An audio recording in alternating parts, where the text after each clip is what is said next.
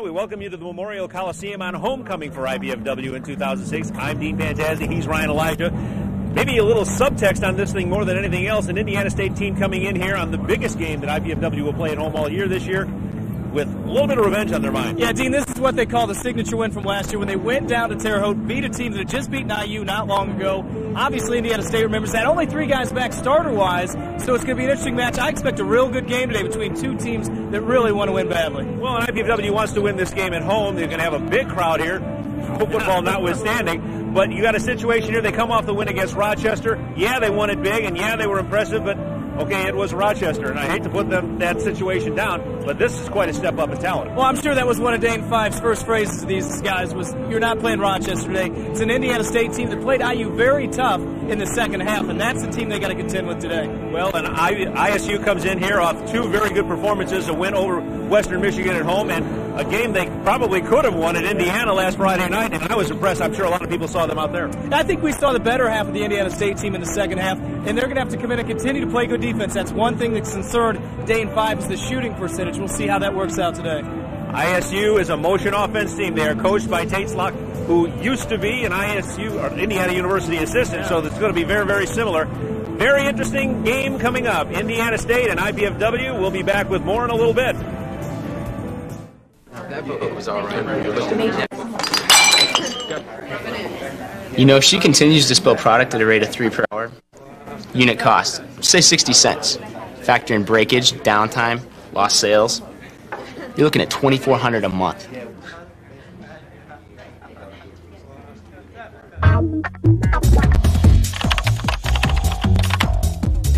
Indiana University, Purdue University, Fort Wayne. One university, 2 great names. Life is good, but with a master's degree from IPFW, it could be even better. You could land a promotion, earn more money, become a leader in your field. And IPFW makes it easy, with affordable tuition, night and weekend classes, and more than 20 graduate programs from business to education to public affairs and more. Become the master of your future. Indiana University, Purdue University, Fort Wayne, your graduate university. It's IPFW Mastodon Basketball, live from the Allen County War Memorial Coliseum. Brought to you by College 5 Sports on My Network. Digital broadcast 33.2, Comcast 252.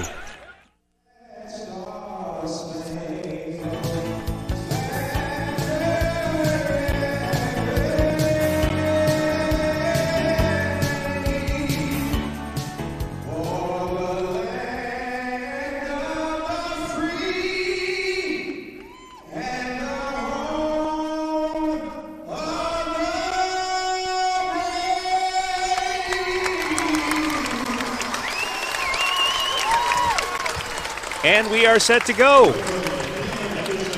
That'll get you in the mood for some basketball right there, for sure. Absolutely. A great effort on the national anthem, and a good crowd in here, considering this is a Sunday afternoon when both the Bears and the Colts are playing. Yeah, that's right. This isn't a bad crowd. And this is going to be the biggest crowd the Dons have played in front of to this point. And Dean, a big thing we talked about, a guy just sitting to our left, Cole Holmstrom, a good incoming freshman from Indiana State that will not play today. He apparently suffered a stress fracture. They're not exactly sure when it happened. They think it might have been in the Western Michigan game, which means he played with it. He's a kid from Bloomington. Right there he is. And his dream is to play in his hometown. So stress fracture was not amputation. Yeah. He was going to play in Bloomington. That is one tough kid. But I'll tell you, in talking about the pregame scouting report and what the keys were to the game, he figured into a lot of the things that the Dons were going to do.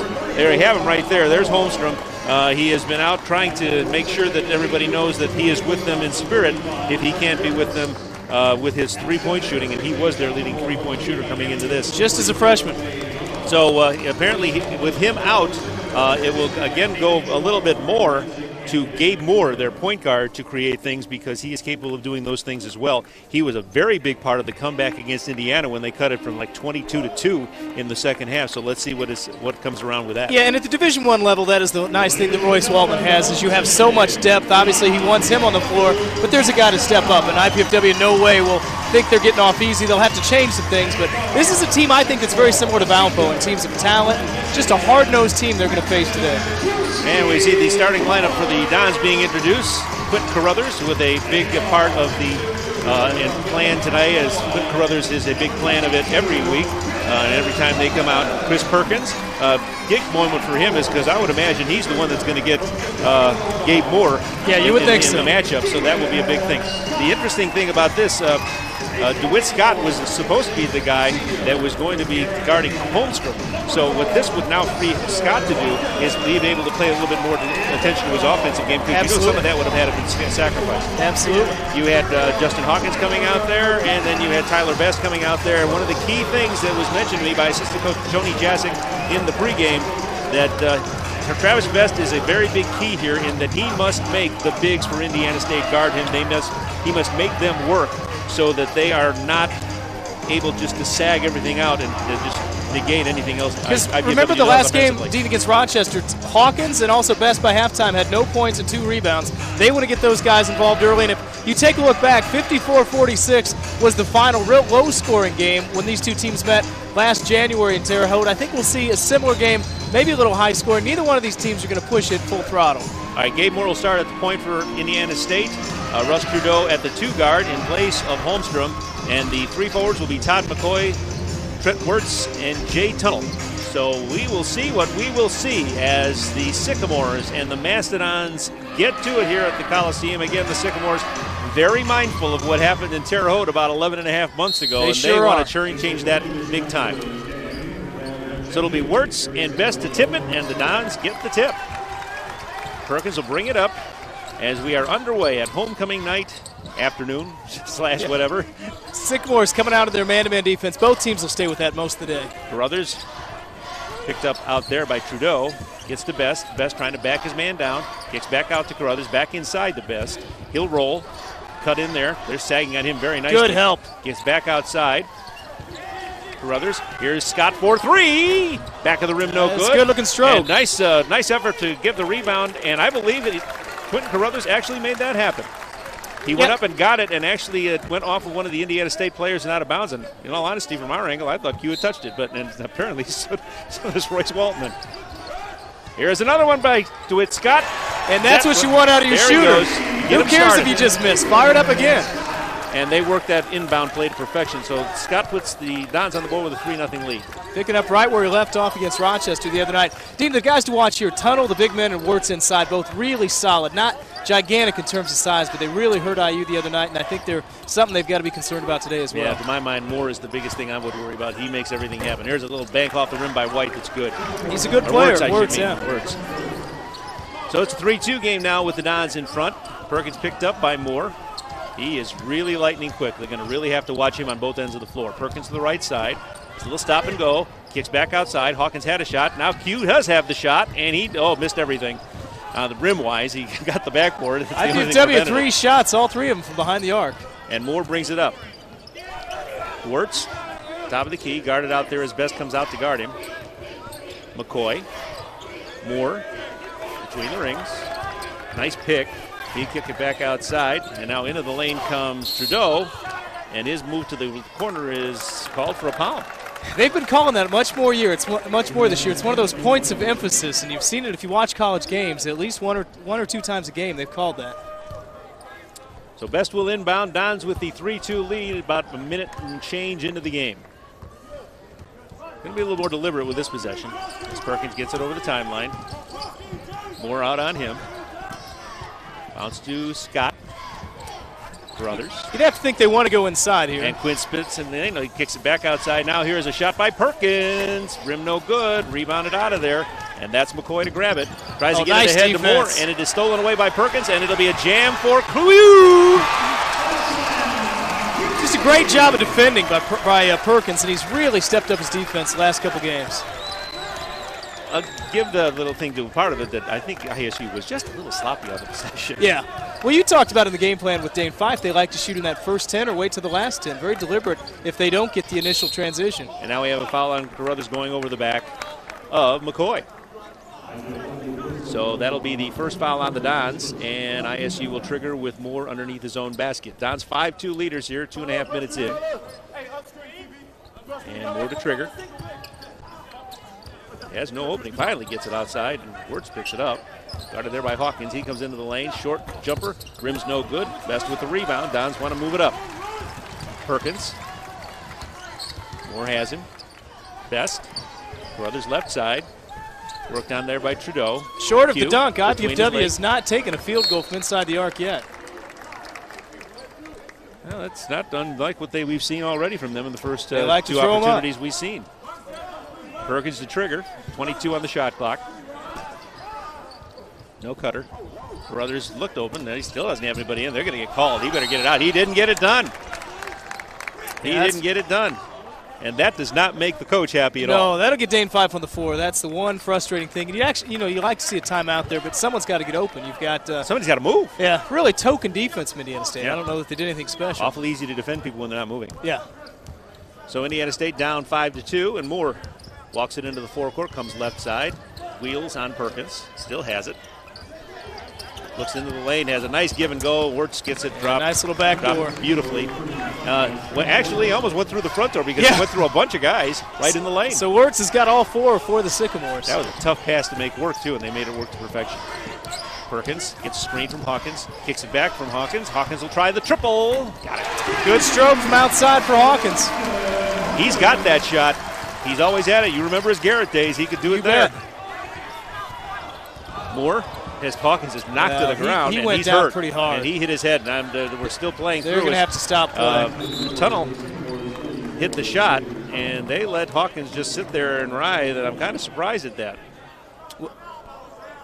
Well, and you called it, Dean. He got run over, but I think it was when he fell and hit his head. He hit on the back of his head, and he's gathering himself right now. And Dane Five has indicated to the officials he got cleared out. And Dan Fox, right the trainer, there's the contact. There it is. Really hit his head hard. He looked like he had position. He's trying to. I tell you what. Have you ever had a concussion or something like that? It's not pleasant. Yeah. And right now there's a little ringing buzz going in his head as to just what is going on. And Dan Fox is doing his trainer duties to make sure Hawkins, who is one tough guy, is going to be able to go. And I would guess he is not. Well, and Dan Fox has certainly dealt with a lot of different athletes, and he'll tell you that the head injuries are some of the toughest to deal with. If it's a kid's knee or ankle, you'll understand with, but a head injury, he's going to have to make sure that he's not in a concussion state right now. Well, and even if any suspicions, they'll they'll keep him hold out him of it. Zelko Eggerich comes in and replaces him, and we're playing back in. That would be a big loss for the Dons if he's not able to come back. Yeah, and Zelko was busy setting a screen, and he didn't see the pass, and now we're going to have an easy shot in here and a dunk. Oh, he laid it in. Wirtz did. I thought that was Dunk City coming. But Zelko was looking to set a screen. I think he was so surprised what an easy bucket he was. He couldn't.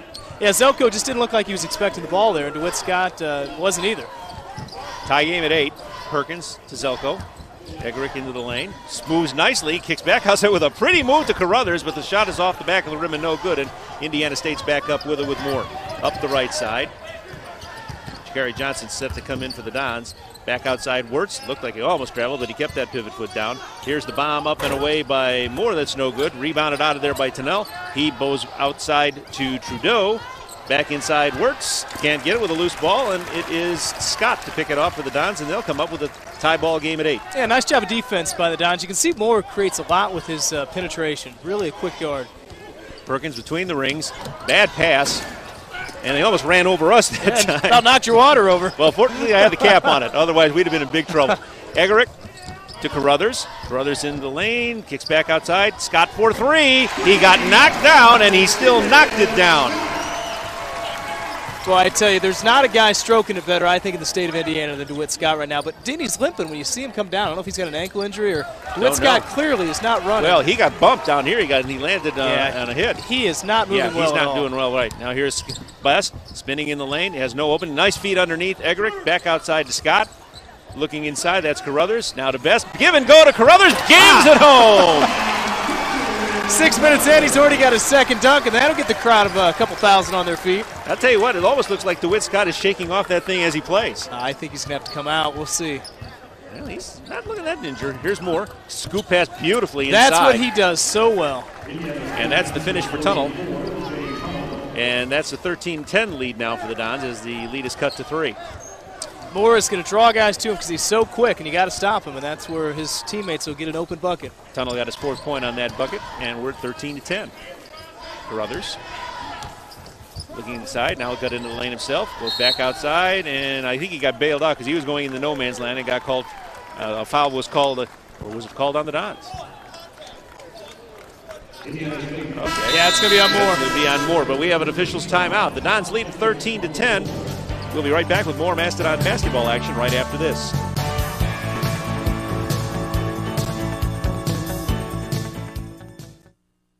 Mom, Dad, you know we love kids, and I've made a decision that will totally change my life. Cameron's too. It's a huge responsibility, leading someone into, who knows, communication or science or math. That's what life's all about, right? Learning so you can pass on knowledge to younger minds. Dad, Mom, I want to be a teacher.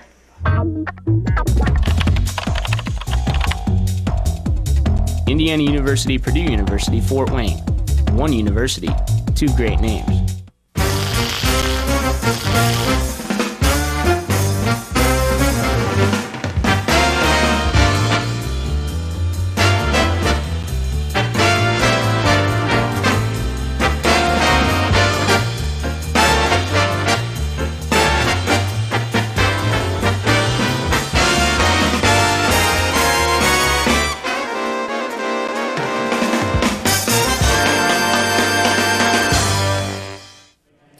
Join head coach Dane Fife on College Fife for the Dane Fife Show, featuring highlights and insights on the Mastodons from the coach and his guests. Mike Maas hosts the show on Wednesdays at 7, Fridays at 7, Saturdays at noon on College Access Channel 5. Dean, we recognize number 3, and for as well local fans as well, Adam Arnold, the guy that starred and had such a good run at Belmont, and really had an injury-plagued freshman season, but started 6 games, and he's the guy they like. Well, he spends about 25, 26 minutes on the floor, and we were told that usually at the first stop he's in there. And now we have a whistle on the inbound. He's not the only one that came in on that timeout. I think they're going to get Stinson, who has been in the game all of 1 second. Enrico Stinson. And the Dons will trigger. Egerick, top to Perkins. He'll try from 17. Front of the rim, no good. Rebound on the floor. Oh, good hustle. Stinson, and he is fouled by Perkins. IPFW's gotten some good looks, and I think, Dean, you talk about 7 minutes in, they've really had a pretty good start to this game. I think Fife would be pleased to this point, other than obviously the injury. Well, and I would also give some kudos to Indiana State because they're playing without their biggest outside threat, and they probably have had to retool their game here. And coming off a real emotional game in Bloomington. It takes a lot out of you to play. Obviously, that's their big game of the year for them until the tournament. Don's still up 13-10. Cross-court pass almost got away from Stinson. Now it goes in the corner to Moore. He comes out, back to the ring, so almost slid on the IPFW's going to a zone. We have not seen that in the and we have a turnover. And Perkins is into the forecourt. He doesn't have the number, so he'll hold it on up on the left side. Yo-yos it out, gets a screen from Zelko. Crosses out now to Jakari Johnson. Inside on the baseline, Zelko with a nice move. Good, strong move. Averaging 14 a game, just a few games in. And, we've seen most of his damage from outside, but clearly that's where they want him. He's doing a much better job of smelling the basket and doing positive things toward the basket with it this year over last, and even in the early parts this year. Yeah, IPFW in a 2-3 zone, which we have not seen from Coach Fife, but he feels against this team, especially with Waltman out, it makes a big difference. Norman Wells is also in the game for the Dons. This is Arnold, back outside to Stinson. He'll try it, that rims out no good. Rimmed out of there by Arnold. No, it's not Arnold, it should say Wirtz. And we have foul? Or somebody on the end line? I think they're going to give it to Indiana State. It looks underneath. like they're ruling the Dons were on the end line. They might have grabbed it and then we're sitting on that end line, and that does not work. Now here's Arnold, his ball fake, comes into the lane, loses control of the basketball. It's loose, and on the move into the backcourt, Stinson makes a nice save, almost a step or two extra. Now they won't reset the shot clock. No, there was no shot. State on a, there was no change of quick possession. Trigger here. That was sort of like neutral possession. Yeah, we'll see if they realize that or not. And that doesn't matter. Because we have palming the ball by Stinson, and the Dons will pick it up. Yeah, second time we've seen that call today already. And the Dons will have it on the turnover. And Royce Weltman not happy right now. No, he doesn't like those calls. Not at all. They've seen 2 of them already from the same ref. Dons need a good possession here. Here's Perkins who loses the ball. And there's that quickness of Moore that I talked about. A nice reversal. That kid's a big-time player. He is a solid point guard, and he'll do it whether he's scoring or not, and obviously can do it with his defense. And Perkins has just got to be a little more careful with the basketball. I don't think he's dealt with anybody that likes Perkins. No, he is a legitimate big-time Division I point guard. Zelko for 3. Oh, that's way short. And Stinson grabs it off the ground, and Sycamore's look to get the lead back within 1 or even get a chance to tie with a triple. And here comes DeWitt Scott, and that's a good sign. Here's baseball in line. Wirtz trying to save it before he goes out of bounds. They have a whistle, and it'll be a foul on the Dons that will give possession to Indiana State. Indiana State just shooting 67%, but Royce Waltman's seen enough for right now. Yeah, he's going to take a timeout, and he is going to take 30. Yeah, he should get the full TV, I'm guessing. Yeah, well, wait a minute. What are we going to do here? They're going to get it explained to us. Oh, look at this. Will be the media timeout. So with 11:56, they just saved him a timeout. Gets a free timeout. He'll like that. So the Dons lead at 15-12. We'll be back with more Mastodon basketball action right after this.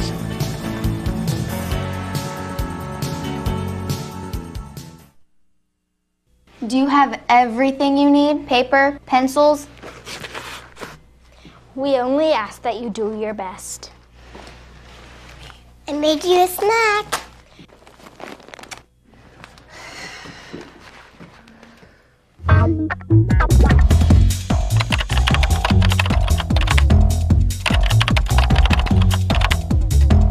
Indiana University, Purdue University, Fort Wayne.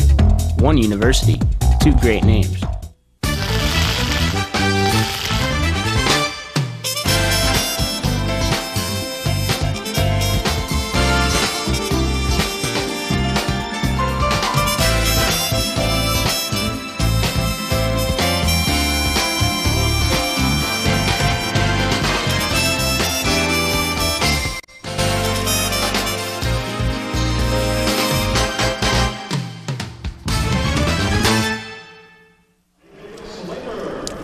Join head coach Dane Five on College 5 for the Dane 5 Show, featuring highlights and insights on the Mastodons from the coach and his guests. Mike Moss hosts the show on Wednesdays at 7, Fridays at 7, Saturdays at noon. College Access, Channel 5. Dons lead it by a score of 15-12, 11:58 to go here in the first half. Indiana State has committed 6 very costly they've turnovers. Shot themselves in the foot, Dean. I mean, 6 from 9 from the floor, and you're still behind, and that's what turnovers will do. Well, they've been a little sloppy. There have been some calls that Royce Waltman would not tend to agree with. No, he wouldn't. But he has been around the business long enough. Says, you're on the road, that's what happens. Yeah, and he was very calm in that timeout. I was kind of leaning my head in there, and he obviously wants his guys to do things a little bit different. But shooting-wise, he's got to be pleased with that. More to trigger. Goes back into the backcourt. This will be okay because nobody touched it. Trudeau with it. And we'll start clicking off the shot clock at this point. Moore gets a screen from Arnold. Don's back to a man-to-man defense. Just gave him a different look for a few times down. Okay, Wirtz. Pushing to it, Scott's trying to handling. say his hand is away there, and Wirtz gets the drive on Best. Kicks back out in the corner. Stinson has it. He's almost fading out of bounds. Saved it to Trudeau. They were in big trouble there. 11 to shoot are the Sycamores. Moore gets a screen. And a give and go, tries Wirtz. It doesn't work. He now will try Trudeau. He will try a feed inside, and that goes out of bounds. But Scott. And the Mastodons, with that defense, now force Indiana State to get a shot off with 4 seconds left on the shot clock. They're going to have to do it quickly. More to trigger. Looks inside, doesn't have Wirtz. Now gets to Arnold. He's going to have to hurry. Lays it up. No good, and he's called for an offensive foul. Ran right over Best. He stayed right in there. Yeah, it's good defensive effort from IPFW. Good move by Arnold. You just have to pull up a little bit short there. Well, you don't. With 4 seconds left on the shot clock, you don't have a lot of time to think about what you're going to do. You got to find your closest way to the basket, and unfortunately for Arnold, that was right over Best, and he was fairly well planted. Adam had 11 against Indiana in their real impressive second-half effort. He's a guy we talked about that they're really counting on. With only 3 starters back from last year, this is a guy that can really make some hay. Quinn Carruthers coming back in. Tony Jasek in the pregame chalk talk I had with him regarding the strategy here, he said of Arnold, he's one guy that just has his hands around the basket at all times, whether it's tipping in shots, rebounding on the defensive end. And I said, Tony, we saw it for 4 years at Belmont. We know all about it. Don's turn it over on a little sloppy play by Perkins. 7th turnover, and I was watching Eggerick, and him and Arnold were getting into it there. So the Dons, with a chance to do something there, now are going to see Indiana State have a chance to cut it back to 1 or tie it with a triple. 15-12 is our score. 11 minutes, 13 seconds to go in the first half. Don's back out to a zone, switching things up just about every other time. I think they're just trying to do that to be a little bit confusing. But, Indiana State has not shown to this point in the game that they can hit the outside shot. They've scored all of their points from inside. Here's McCoy trying that outside shot. No good. Rebounded in by Arnold. Up, and that's what he can do. That's exactly what they talk about. He's just in the right place at the right time. Smart basketball player. He is just so strong, too. He's a tough matchup for the Dons, really, today. Eggerick, Carruthers on the left side. Pugh gives it off the Best, who comes outside to help. Tyler once to the hoop, back to Perkins. He's trying to draw a screen from one side or the other. Now Perkins comes into the lane, gets back outside. Z for 3, no good. Best with a rebound and a reset. Best little spin in the lane, little baby hook, no good. Rebounded out of there by Tunnel. And now Indiana State with a chance to make things happen here. Dean, I think that's where they miss Hawkins, possibly, too, because he's a guy that would match up well with Arnold, and we may or may not see him again today. We've not gotten an update. Yeah, I'm not surprised. I will very, very surprised, honestly, if we did. Here's Arnold on the baseline. Scoops all the way in the corner. Nice ball fake, and Trudeau will try the shot. It's off the back of the rim. Rebounded out of there by Tunnel. He's just a force on the boards. He did it against Bloomington, and he's done it as well today. Another shot up by Tunnel. That is no good. And they're ice cold. DeWitt Scott has the rebound. In fact, what do we got them there for? 0 for 4 from behind the arc. That would tell me that you're not going to do that for a little while. Yeah, they'll stay in that zone all day long until they start hitting those. Best.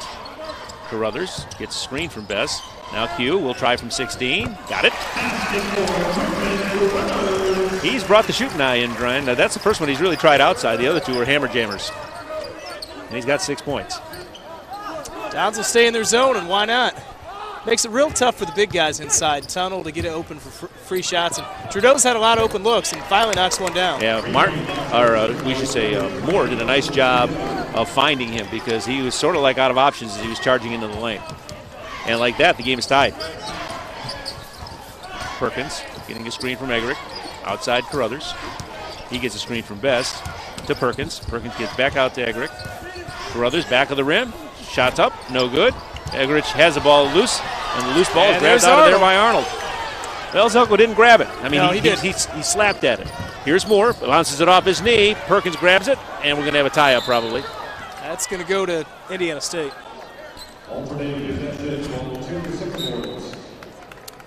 And Savely will see his first entrance, and look who else is coming in. And he's back. That's one tough kid. Well, and you've got to convince the trainer at that point that you're fine. I mean, that's one thing we talked about, a head injury. He's not going to let him come back. And let's watch how he moves up and down the floor. But if I know Dan Fox, he's cleared him, and he's ready to go. He's pretty thorough. Yeah. I mean, he'll err to the conservative. So we're going to get something worked out here, and I think once we finally figured it out, reset the shot clock to 27, says Bo Borowski. Officials today are Bo Borowski, Jerry Sauter, and Britt Wegenke. And it'll be Indiana State triggering in. Almost triggered it too high for Moore. He has it now. Goes inside. Tunnel.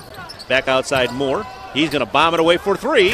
No good. And there is up with rearwards. He's denied a shot. And I'll tell you what, you know who did that? Mr. Hawkins. Mr. Hawkins. Here come the Dons. Savely. Off to Carruthers. Tyler will try a triple. Back of the rim, no good. Off top of the backboard, no good. That'll automatically turn it over to Indiana State, although they were going to have the rebound anyway. And that's not a bad shot for him. I mean, he's wide open. He's a good shooter from outside. Don's 3 for 9 from behind the arc. And they've kind of cooled down. In all honesty, outside the Scott triple, they really haven't been that lights out outside. Yeah, they really haven't tried that much You take outside. him out of the mix, and you're 1 for 6. So Moore brings it up as Indiana State can take the lead here on this possession with 8:14 to go. It's tied at 17. Tunnel, or Trudeau, I should say. Out top. In the corner on the baseline, up and in. Yeah, and you hate to see that with the zone. That's what you're trying to avoid, but you know he's going to bang inside. Dons quickly bring it up. They're going to speed it up a little bit. Best to Scott and go. I watched Trudeau. He just rolled his eyes. I mean, that's what he's trying to prevent. But DeWitt Scott gets that is a true jump shot. I mean, he gets up on that jump shot. Well, he didn't have a lot of time to set either. I mean, he just got it and fired, and he really didn't have himself squared. But just a hot shot. He is a good-looking player. Trudeau has the ball to Moore. Back to Trudeau. Marshall. Trudeau between the rings. Picked up by Scott. To Moore.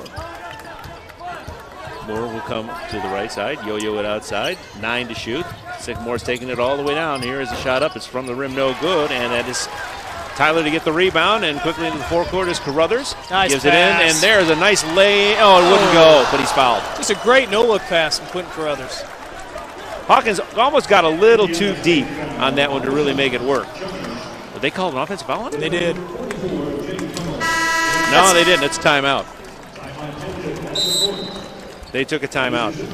I didn't think that was a foul. I don't believe it. Anyway, we'll be back with more Mastodon basketball action right after this.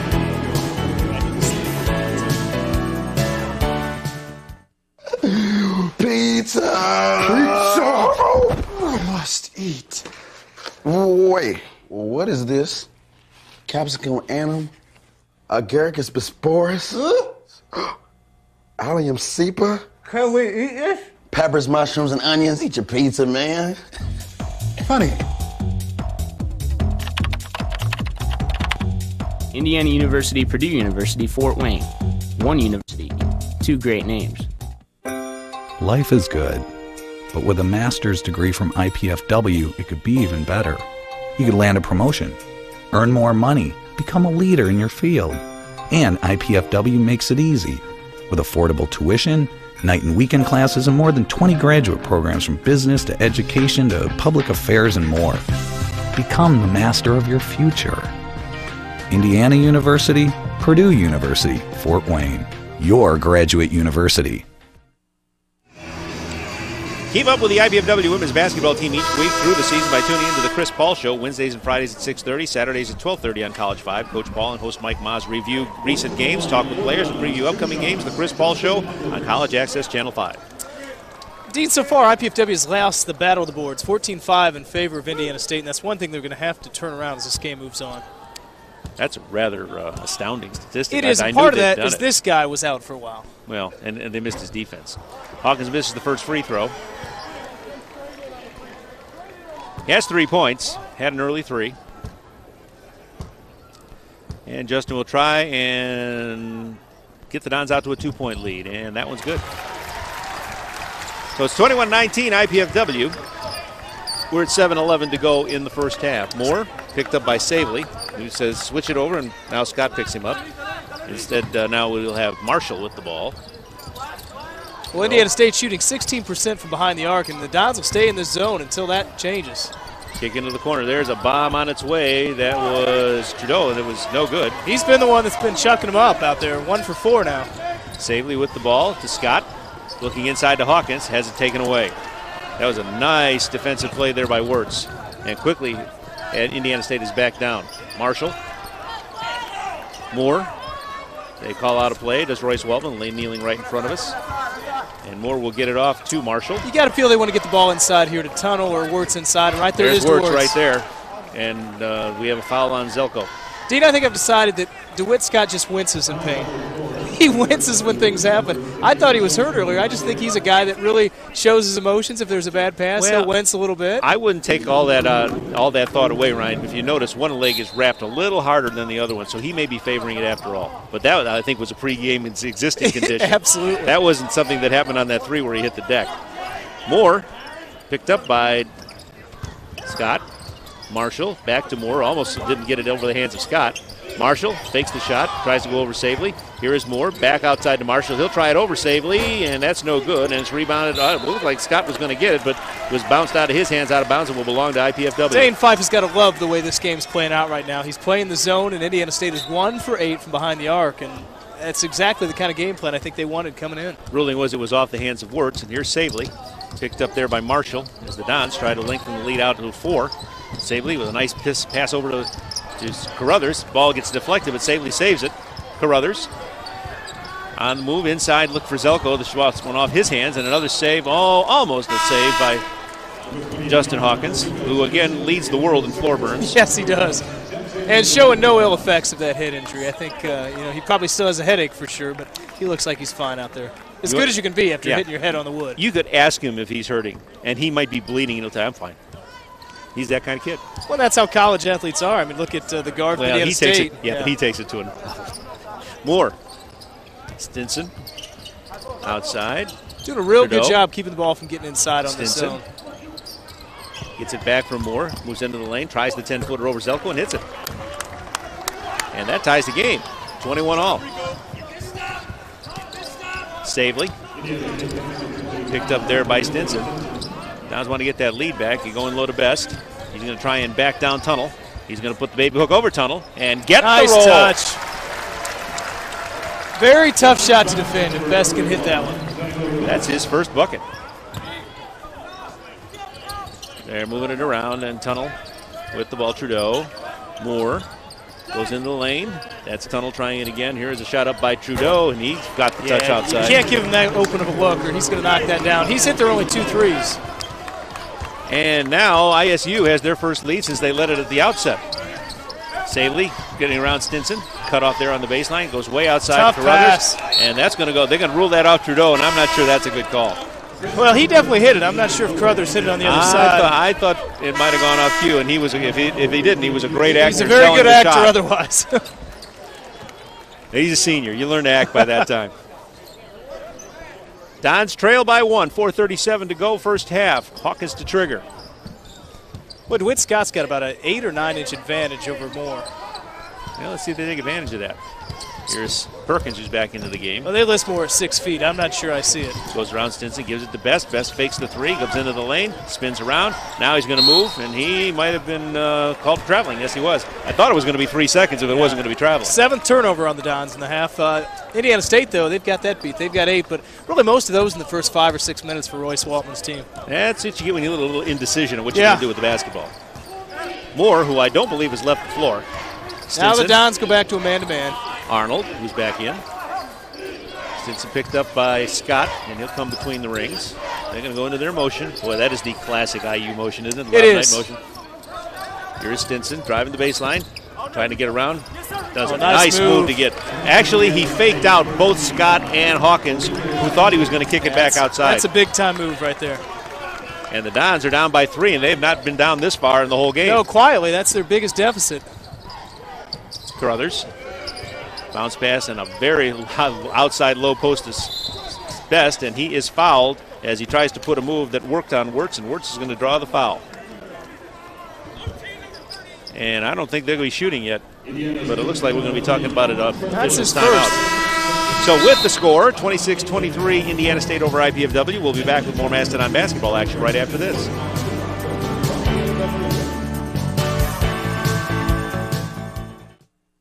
Are you in there?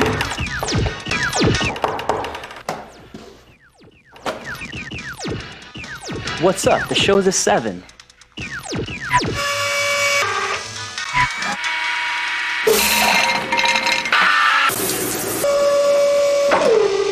Whoa.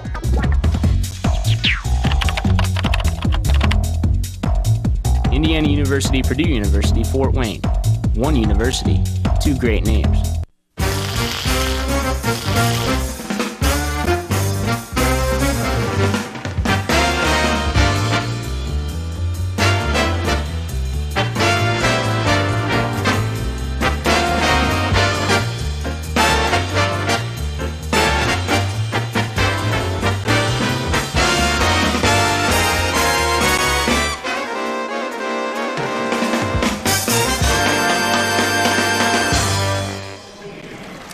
Join head coach Dane Five on College Fire for the Dane Five Show, featuring highlights and insights on the Mastodons from the coach and his guests. Mike Maas hosts the show on Wednesdays at 7, Fridays at 7, Saturdays at noon on College Access Channel 5.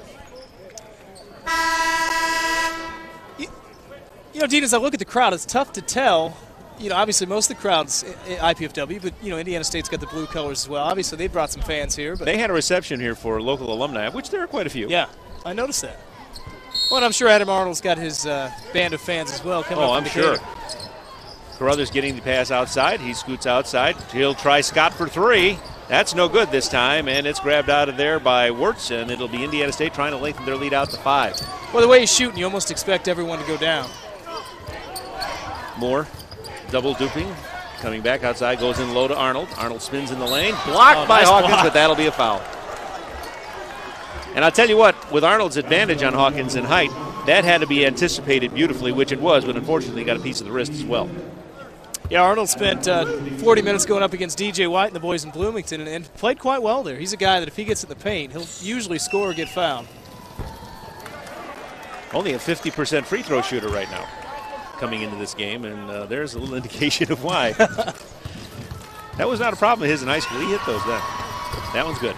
I don't believe, if I can recall Adam Arnold's time at Belmont, he ever played in this building. I don't think he ever would have had the opportunity I don't think he did. Here's Perkins. The Dons down by 4 now, and they've not been down this far in the entire game. And now we have a whistle underneath. In fact, his senior year, they did make the state finals, which was a big surprise for them. Well, they actually had some key players that they lost from his junior year. Yeah. That they didn't get as far. I remember going to that game. They got beat by a very good, fundamentally sound and smaller Wawasee team that then got beat the next week. So the Dons will trigger with a fresh shot clock. Perkins outside Carruthers. Carruthers tries to look inside. Nobody inside, so let's try and create something else. Goes to Best, draws a double team on the give and go, and that's what happens with a double team.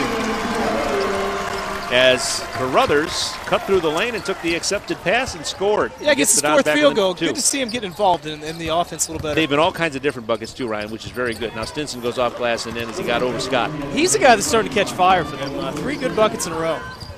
Well, he's quick.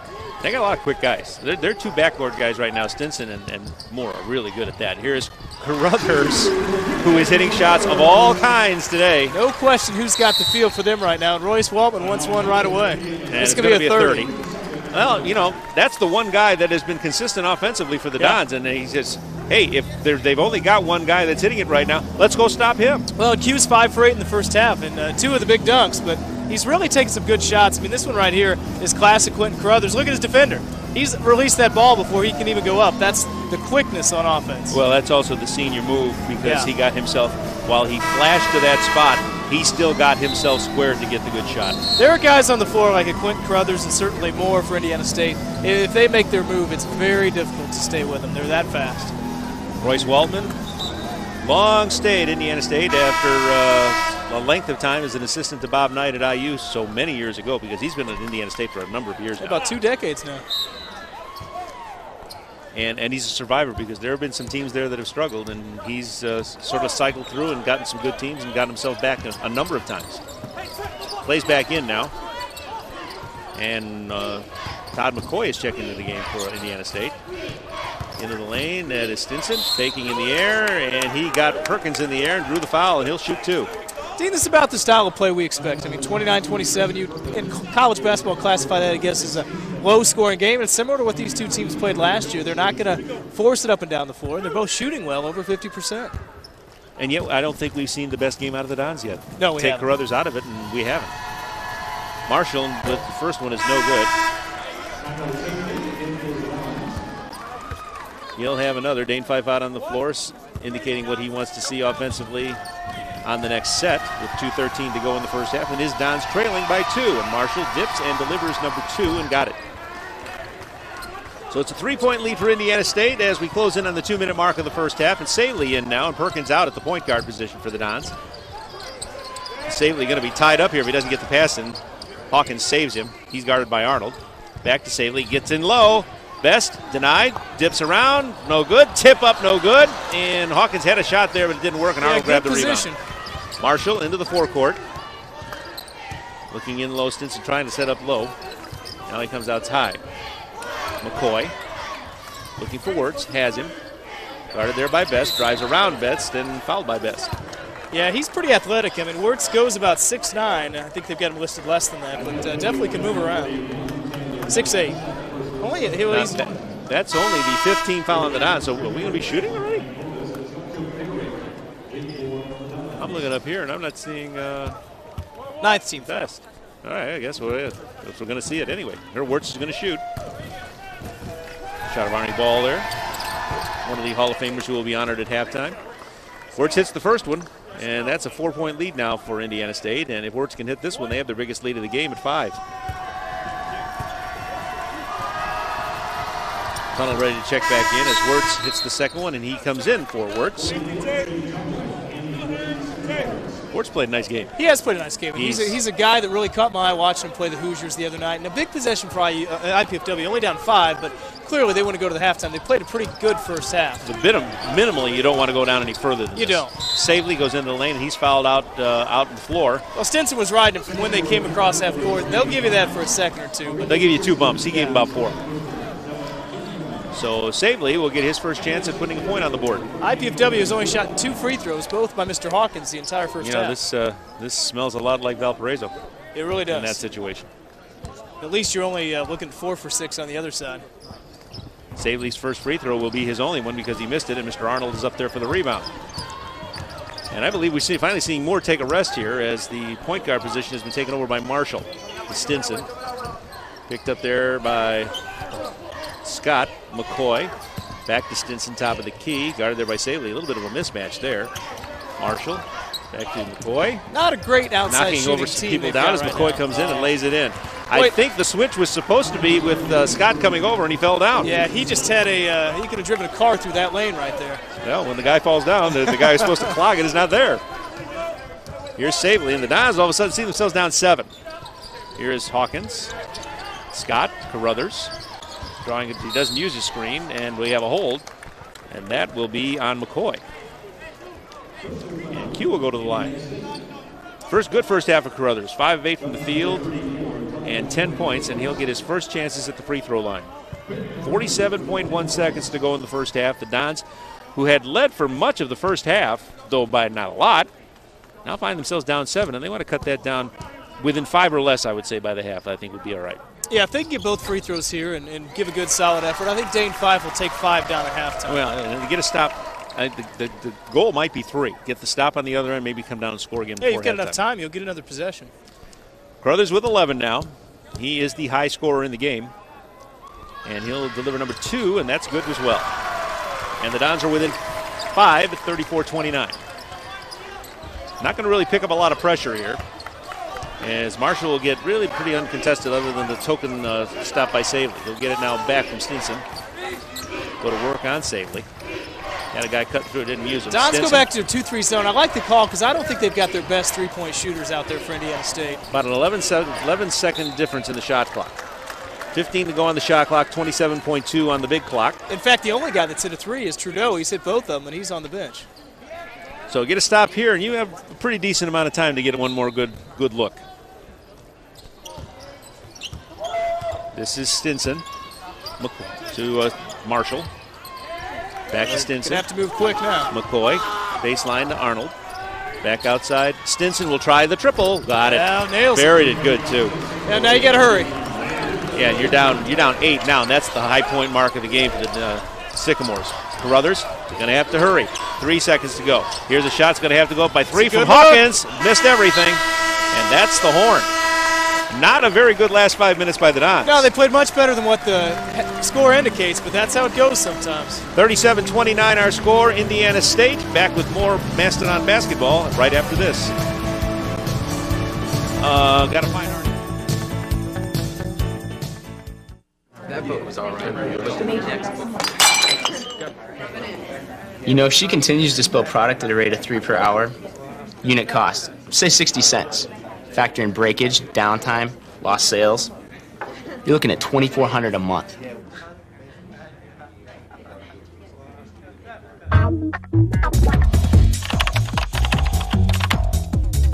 Indiana University, Purdue University, Fort Wayne. One university, 2 great names. Life is good, but with a master's degree from IPFW, it could be even better. You could land a promotion, earn more money, become a leader in your field.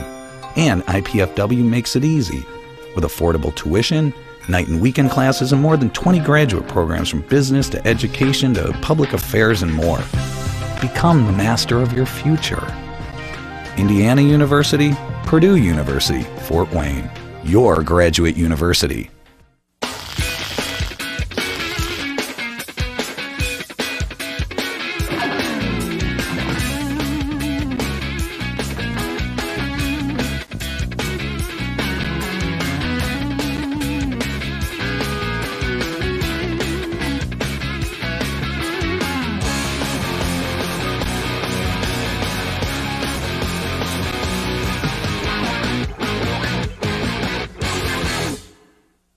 I'm Kent Horman with an IPFW Mastodon Minute. The women's volleyball team capped off a fabulous season, winning the independent championship at North Dakota State. The Dons defeated Texas Pan American, North Dakota State, and Utah Valley State on their way to the title.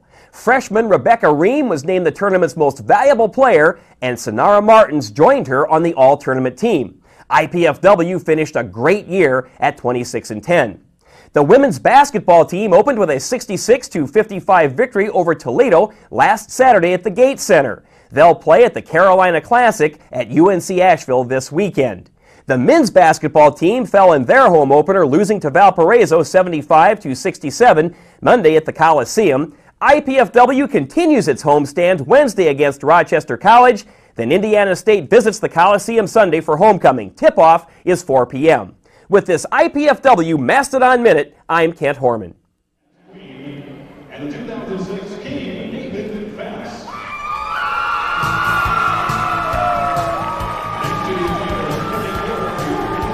Halftime at the Coliseum, IPFW homecoming. The Dons trailing Indiana State 37-29. And several Hall of Famers are being inducted into the Hall of Fame of IPFW athletics today. One of the most noteworthy one, to my mind, the most famous one. No, that's the other guy. Okay. Well, he'll be back someday soon. Arnie Ball joining us, the longtime volleyball coach, and this is a special day for everybody that's involved with this, isn't it? Sure is, Dean. It's just so wonderful to see some of the student athletes that we've spent so many years with in the past come back and visit IPFW and be recognized as outstanding student athletes here at the school. And you've seen it from when it was very, very small, and you've seen the whole growth. And can you even begin to encapsulate just how much growth you've seen in the time you've been here? You know, it's really hard to do that. It's been 26 years since I came out here, and obviously the campus has grown a great deal as well as the athletic program. And it's just, once again, so neat to see these young people who have put so much into the athletic program back when we were Division II, and certainly the early years of Division I, and come back and enjoy being part of the campus again. All right, the long, lanky one that you've seen from day one of his life. Update us. Where is Loy now, and what's he doing? He's in Kazan, Russia, and he's playing with the #1 professional team in the Soviet Union. Now, we've dealt with him on volleyball. What about you in volleyball? This is a team that you were talking about last year, was a very good one, and you were even excited looking ahead to what they could be this year. Are you still that way? We like our team a lot. We had a great fall season. Went up to Canada and beat the #1 team in Canada. Our kids have trained real hard all fall. We're looking forward to playing in January. Well, and playing into May, which would be a nice thing. Did the kids, in your mind, learn a lot from that experience going to Penn State and dealing with that? Because it seemed to me they came back and they were very focused, knowing that they had not had the opportunity to win, but knowing that the opportunity was still going to come for most of them.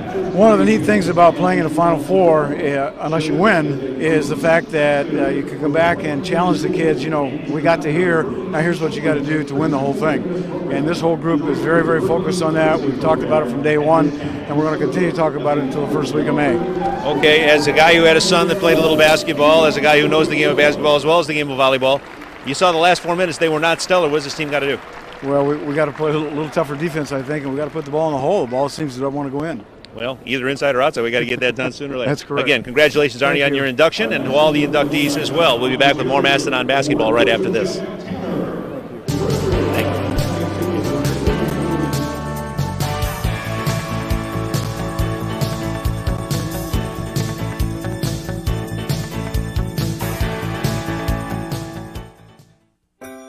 Life is good, but with a master's degree from IPFW, it could be even better.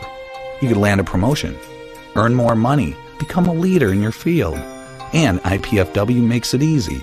With affordable tuition, night and weekend classes, and more than 20 graduate programs from business to education to public affairs and more. Become the master of your future. Indiana University, Purdue University, Fort Wayne. Your graduate university.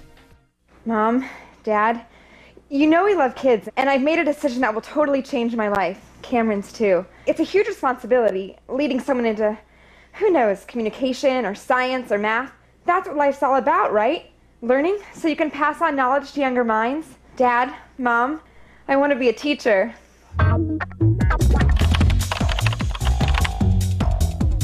Indiana University, Purdue University, Fort Wayne. One university, two great names.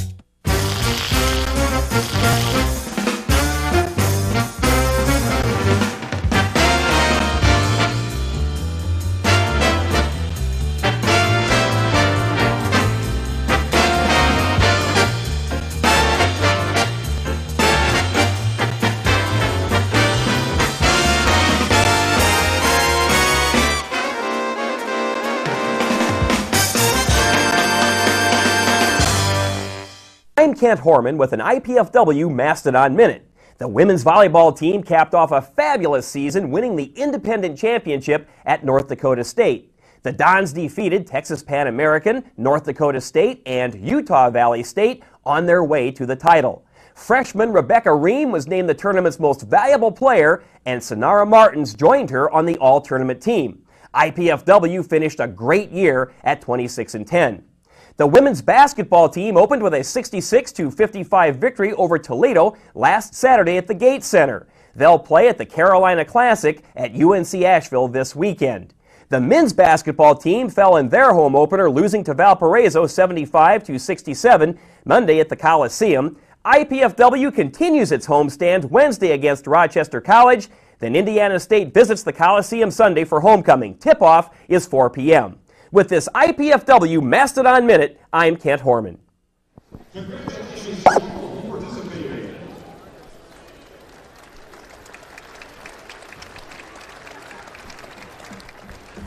And a little bit of the action of the varied ways of Quentin Carruthers scoring baskets in this first half. Inside, nice move outside there by Justin Hawkins, who missed a part of this game, Ryan, because he banged his head off the floor, but came back and still played the game he was capable of doing. Yeah, I thought he came back and played pretty well. I think IPFW's got to be real disappointed to be down 8 at the break because they played much better than that. But, you know, just looking at the stats, Dean, 18-8. Pretty given. They were out-rebounded. And Quentin Carruthers, one of his 2 dunks, really played well. But the problem is only 5 guys score for IPFW, and they just didn't have the balanced effort I think they need to have. Well, and again, without Carruthers, who we're going to see here on one really nice pop-up move for the jumper, he brought his best game tonight. He has played well defensively, and he has gone to the open. Well, if you take out this man, DeWitt Scott and Carruthers, IPFW's only got 8 points on the board, and I think that's big. That's not a good situation at all. So we'll see what they're able to do. And as Arnie mentioned in the halftime interview, got to score, got to defend.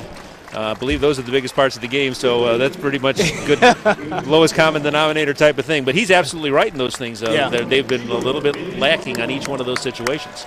You know, and Dane Fife talked about this before, that this is a Valparaiso effort that they had before where 1 or 2 plays can really decide things. You know, if you watch this first half, they didn't get outplayed bad, but the final 3 minutes went their way, and now they're down 8. Well, they started hit threes. Yeah. They were, the entire first half, I'd say the first 15 minutes, they weren't hitting any threes. Then all of a sudden they found the lid came off, and they found a way, they got it to the right people, and they were doing that thing. And I think the Dons led up on their intensity inside. Yeah. On the defensive end, they were much stronger inside with the first 15 minutes, and for some reason or other, either they ran out of gas in there or stopped executing. Something was wrong there, and it all wasn't happening. Well, and a telling stat, and maybe the worst stat for Dane Fife and his troops, is 57% is what you've allowed Indiana State to shoot in the first half, and that number is going to have to come down. You see, Wirtz is their only guy that's found double figures, but that 57% field goal percentage is really way too high than IPFW. It means they're getting good shots. Let's get those numbers back up here. Here are the team stats. IPFW hitting 44%, Indiana State 57%.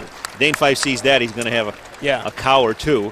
There you see 3 of 10 Sycamores were in 3 points, but I'll tell you what, most of those 3 of 10 happened within the last 5 minutes. Turnovers, bot even, and the rebounds is a big story in this one where Indiana State is really handling it to the Dons right now. Yeah, I think the rebounds and the field goal percentage definitely jump out at you. And the one way to really affect that is just to give them a little, not quite as good of looks. I think they've gotten a lot of looks inside the paint, and those guys, you know, when you're talking about Wirtz and Tunnel, they are not going to miss many of those, and Arnold inside. The scoring summary, if we can pop that one up fairly quickly. As a game that is 7:37-29 right now, Indiana State at the half. They're going to get that thing up there for us, I'm sure. If not, we'll just get it read up here. There it is. Wirtz leading with 10, Stinson with 9, Trudeau with 6. And Carruthers isn't on there. He's actually leading the way. But, you know, you go after Scott, and you're down to, between Scott and Carruthers, they've got 21, with Carruthers having 12. Carruthers, as we say, hitting his shots from all different spots on the floor and playing a very, very good, strong game defensively when he has been asked to do that. We've had all our Hall of Famers out there on the floor. The induction for several athletes that you and I both can remember. Absolutely. And their Dean, I like to see this. You're seeing a lot more school spirit. I mean, it's not easy to transition into a Division I program and get your students excited, get a good crowd here, and they're making those steps. Well, and the other thing is it obviously means a lot to these people coming back. You know, it's kind of fun to see, especially some of the female athletes who obviously have different names now than we saw them play. A number of them are coaching, like Lisa Miller-McBride, the top scorer all time in IPFW basketball, was coaching Carroll and now is attending to her growing family for a while. But she was out there, I noticed. Bunch of the people in basketball and volleyball, and then the one noticeable one who was not here was Mr. Loy Ball, who was busy plying his trade in Russia with volleyball. And word I get is that he is toying with an opportunity of possibly Beijing. Beijing. To make one you know, I more talked to Olympic Laurie try. just a few more months back, and he acted like he was getting to the point he was about ready to say goodbye, but the Olympics are that one dream that it's really hard to give up on. And it's incredible when you consider he's 35 years old now. He's right around where I'm at. The funny thing is, what I'm hearing, Ryan, is that he is in the best shape of his life. And he looks like it. And I'll tell you what, and you've seen this as well, as an athlete matures and gets to the point where he's not going to be able to be an athlete anymore, he or she works like a dog to get themselves in better shape and doing the things that they probably think, well, I wish I could have done this when I was younger, when I was smarter, to keep myself in shape to be able to go at this level. But that's what Loy is doing, and apparently in good enough shape to continue to play. 37-29 our score. Indiana State leading IPFW. Back with more IPFW Mastodon basketball in just a bit.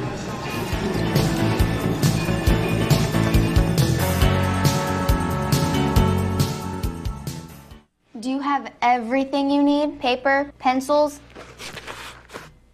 We only ask that you do your best. I made you a snack.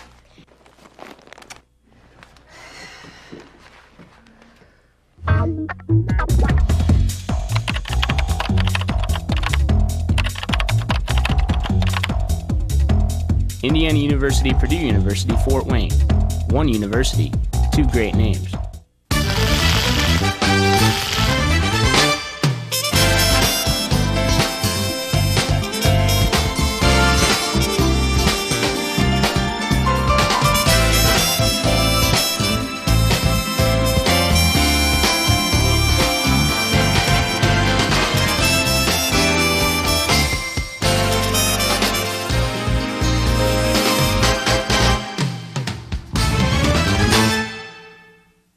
I'm Kent Horman with an IPFW Mastodon Minute. The women's volleyball team capped off a fabulous season, winning the independent championship at North Dakota State. The Dons defeated Texas Pan American, North Dakota State, and Utah Valley State on their way to the title. Freshman Rebecca Ream was named the tournament's most valuable player, and Sonara Martins joined her on the all-tournament team. IPFW finished a great year at 26-10. The women's basketball team opened with a 66-55 victory over Toledo last Saturday at the Gates Center. They'll play at the Carolina Classic at UNC Asheville this weekend.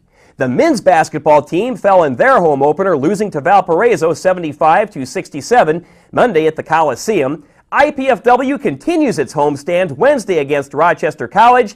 Then Indiana State visits the Coliseum Sunday for homecoming. Tip-off is 4 p.m. With this IPFW Mastodon Minute, I'm Kent Horman.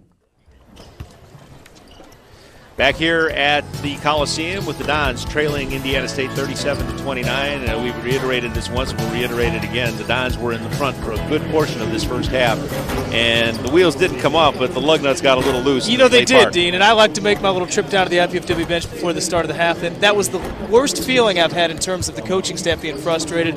And they said layups. They scored 18 points off layups, and it goes back to the shooting percentage and the rebounds. They are really not happy the way they were controlled inside. Well, and not only that, it almost looked like they lost focus. It got a little helter-skelter out there on both ends of the floor, and the good, crisp movement running of the offense in the from the 2-minute point in until about the 5 minutes to go point in, which is a stretch of about, I'd say, 14 minutes. They were a pretty good basketball team. Yeah, they really were.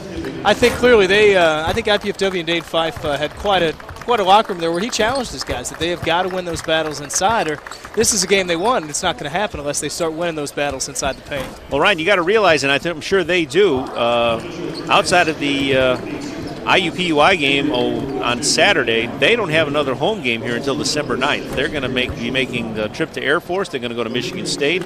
They got a Western Illinois game on Tuesday night they've got to play, and they're going to go to Southeast Missouri State as well. So there's going to be a lot of road basketball for this team, and you don't want to go into that stretch with a bad taste in your mouth. You don't, and not a 1-3 record. And this is a game that they can pull out. They've just got to come out right off the bat, I think, and not let this get into a double-digit lead where they're trying to get out of their game and let Indiana State get comfortable. The latest Mastodon scores and stats are available on the World Wide Web, and that has changed a little bit as the Dons have gone to a new address on the World Wide Web. They are now gomastodoncs.cstv.com, and if you've had a chance to go to the web and check out Dons athletic adventures. It is a situation where it is a much spiffier set, spiffier look, and can do a few more things than the old website did. But the Dons are just falling in line with everybody else, that it's a situation you've got to be able to do this. This is where the information is. Latest Absolutely. Mastodon scores and stats available on the World Wide Web at gomastodons.cstv.com. Check out the teams, the players, and the programs at the official Mastodon Athletic website. Dons need a good possession. They'll start with the ball, which always helps. Need to get the crowd back in it, too. Yeah, Kinda they quiet sure do. in here. Well, Quentin Carruthers is the guy that could do that in a big way. Well, he needs some help. And let's see what they do. Carruthers now has it. Gives it to Scott. Boy, they're flashing out on him in a minute. Stinson grabbed him really quickly. Here is Best. Gives it to Scott. Two guys around him. Yeah, they're really playing some real good. out?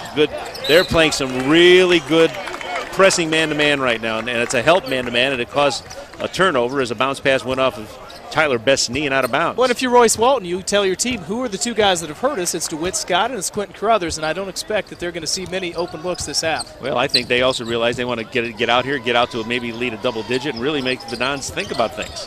Stinson goes in, ran all the way through. Here's Moore, kicks back outside to Tunnel. Here's Trudeau. He'll bomb it from 3. That's back of the rim, no good. Rebound up there by Wirtz. He's up there 3 guys, and he is clobbered by one of them. That is not going to make the coaching staff happy. No. But this is a guy, he's one of those, I guess you call him tweener, lunch bucket players. Yeah. And he gets down there, he plays his tail off.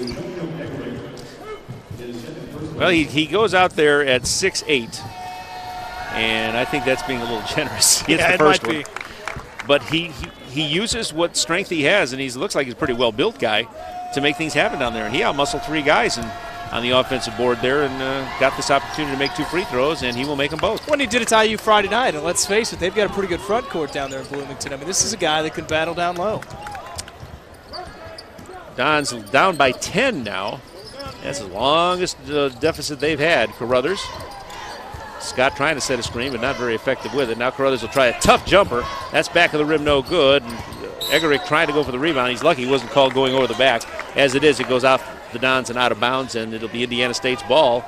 And this is getting a little dangerous here right now, Ryan. They've definitely got the momentum, and it's early. There's still 19 minutes left, but clearly this is where, against what I consider a pretty solid team in Indiana State, you don't want to let them get a lead that's really going to be tough to overcome. But I'll tell you what, if you're Indiana State, you don't take the foot off the pedal right now. Here's No. Wirtz trying in the lane. He tried one that I don't think was a really well-advised shot, but he makes up for it with a great steal, gets it over Egerich, and drops it with a foul. That's just good hustle. I mean, that's that lunch bucket mentality. You miss it. Egerick does a great job defensively, and then just gets a little sloppy and doesn't realize. Well, we're going to see Jerron Burroughs for the first time all game. Which he relaxed, and I think he's the guy going out. You betcha. Burroughs is going in to add some more athleticism, and not so much for a little conversation as we can see right now, which is very one way. Yes, it is. Egerick not even looking at him right now. And I wouldn't either. And stay away from his chin, Dane. That's right.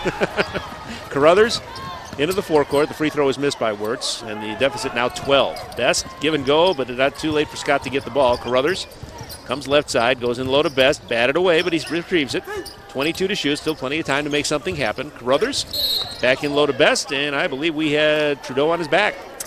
Did I get the sense with Jerron Burroughs there must be something in practice that maybe he doesn't work quite like they want him to, because we go sporadically. Against Valpo, we didn't see him the whole first half, and he came in the second half in the same situation tonight. Tunnel got the foul. Dons will inbound it. Goes to the backcourt. Scott. He's picked up out there by Trudeau. Here's Perkins. Burroughs trying to set a screen. Here is Carruthers getting it back to Burroughs. He fakes the shot. He needs to put some of those shots up. Carruthers. Set screen by Burroughs. Carruthers will take the bomb for 3. Not enough fun on the rim. Don's still looking for their first points in the second half. Tunnel has the rebound to Moore.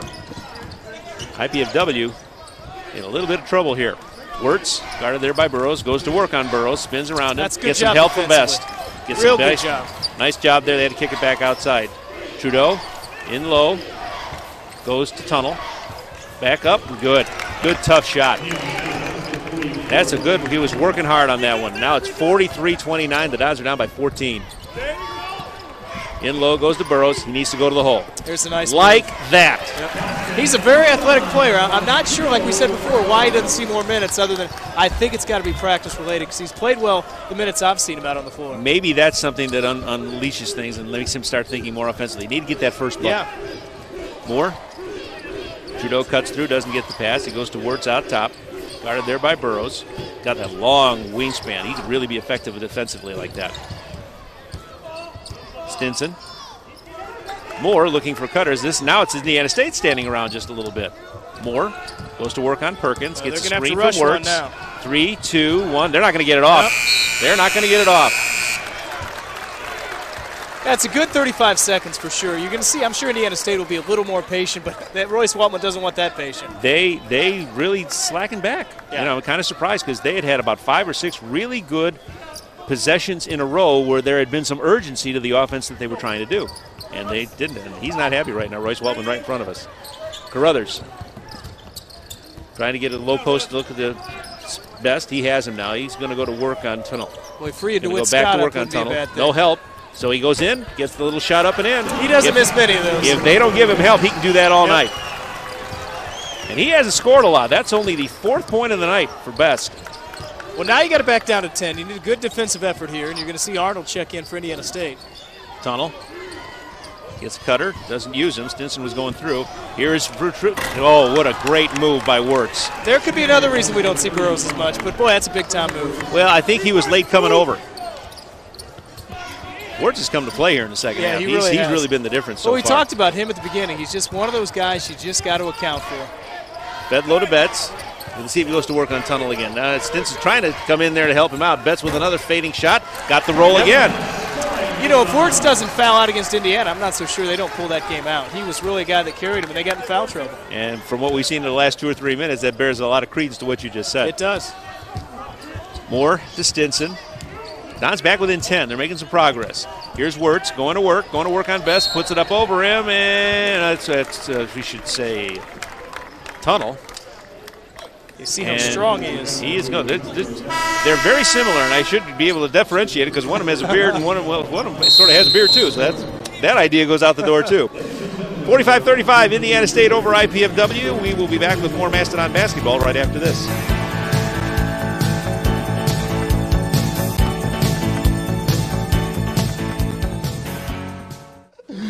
Pizza!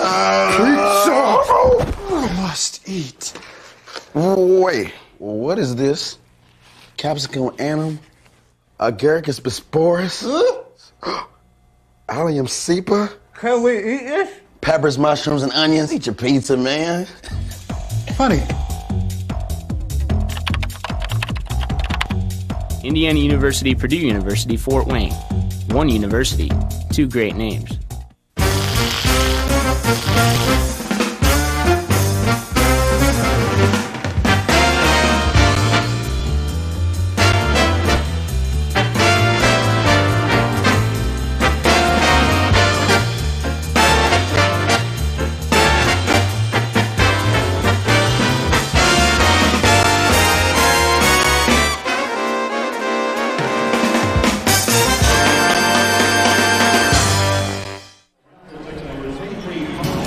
School spirit involved here at homecoming for IPFW as the Dons trail it by 10 here in the second half. Yeah, it's a little easier to paint your chest on these basketball games than the cold football games. You know, good look there at Best, how he just has that soft touch inside and uses his body well. He's tough to defend on those. Well, he's been pretty much the offensive story for the Dons in the second half. He's had some nice moves and gotten some very nice rolls on the rim, but he's got to keep doing that. Tunnel with the free throw, and he's got it. He'll have another. Tunnel now with 7 points in the game. Yeah, he's just a sophomore, so he's clearly a guy that competed well for him last year and just a young player for them that has a bright future. Not with that free throw, though, and Perkins has the rebound on the miss. So the Dons, with a bucket here, can get it back to a single-figure situation. Perkins goes low to Best. They're still not giving him any help. Tyler got to go to the hole. And he's working on it. And he's going to go up again. And he's short with this one. Yeah, Tunnel had a lot better aggressive effort on that one. Got a hand out there to block the shot. Arnold is in, and he was also helping to defend that, and he grabbed the rebound. Now they go in the tunnel. Goes outside. Stinson. Good ball movement. On the move. Kicks it back outside. Trudeau tried the triple. It was no good. It is Best with the rebound. Yeah, they're shooting 25% from behind the arc, but they've scored so well inside. It really hadn't hurt them tonight. Perkins Looking into Best. Guarded there by Tunnel. Drives on him. Kicks inside. Burrows goes in. Puts it up. And, if that could have gone, it would have been a big one. He never really got this good hands, Burrows did on the ball. And he was really lucky to get it up there. But he'll go for there for 2. And Burrows on the year. He hadn't shot many. No, he hasn't. In fact, 3 of 6. Make it 3 of 7 now. Dons as a team have not really been stellar at the free throw line. 62%.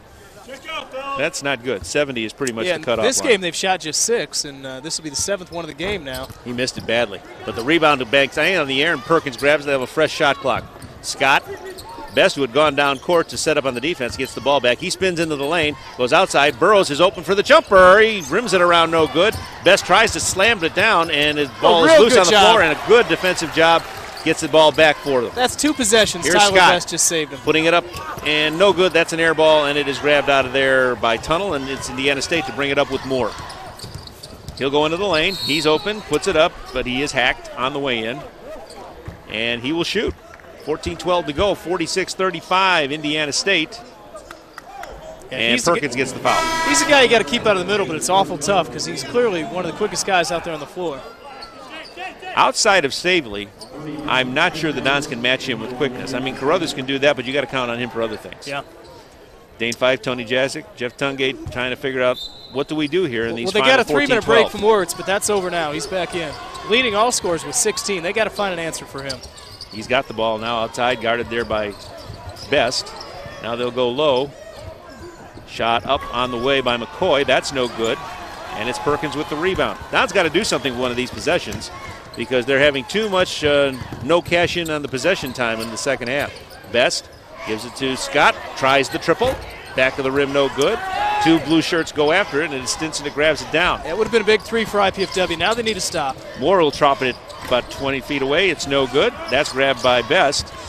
Dons need a cash-in possession. Got to have one. Yeah, they've done a little better job on the defensive end, but they just have not scored. You know, we're 7 minutes into this, only 8 points for the half. Yeah, you got to pick up some momentum here sooner or later, even though there are 13 minutes to go. Best gives it to Scott. Thought about the triple, but Moore got in there and took care of that. Down low to Best. He'll back his man down. That's Wirtz. But it's nice whipping. pass. They went over the back on Burrows. They're saying that they got all ball. Love to see another look at that one because that looked like there might have been somebody over the back. Mariko Stinson got up pretty fast, but did he get all ball on Jerron Burrows? That's the question. And Dane Fife seems to be pleading the same thing. Here we go. And up. They got some hand. It's hard to believe they missed that, but they let him play awful aggressive at the Division I level inside. Here's Carruthers from the fade. It's no good. Rebound out of there by Burrows. Nice job. Savely grabbed it. I guess they just barely beat the shot clock with that one. Savely goes low to Best. Wirtz has him. Tyler going to back him down a little bit. Motion the guy outside. It is Carruthers. He goes into the lane. Tries from 12. Tough no shot. Good. Gets his own rebound. Yeah, they're going to call him for a foul. Yep. Yeah, they are. Well, you can't fault him for that. He's trying to make things happen. Got to be aggressive. Just a second. And Dane doesn't like that one either. Dane's not liking too much of anything he's seen in the last mind. 10 minutes. He's frustrated. I think what he wanted to see changed at halftime hasn't happened at this point. Savely picking up Moore as we cross into 12 and a half minutes to go. Gets around him, does Moore. Goes on the baseline, Stinson. Tries to there, cuts off by Scott. Goes back outside, McCoy. He'll try it from about 10. That's no good. Rebound Arnold, and he gives him a fresh 35 to Wirtz. That's his 5th rebound, already 2nd on the team, and he has not played that many minutes tonight. Here's Stinson. Goes back outside Moore. He's at the free throw line. Screws ahead to Skinson on the left side. He'll try it from about 10 on the baseline. Rims around and rim. Got it to go. Dons have done a better job in terms of holding Indiana State to not as high percentage shots, but that's a costly turnover. Well, he slipped, and Wirtz looks like he's going to have himself. Oh, he couldn't decide what he was going to do with it, and I believe it was just tipped in by Stinson, but it looks like white shots. Looked like white shirts may have had more to do with that than anything else. Stinson will get the bucket, and we have officials timeout, a full timeout. I'm guessing that's the case, so we'll be right back with more Mastodon basketball right after this.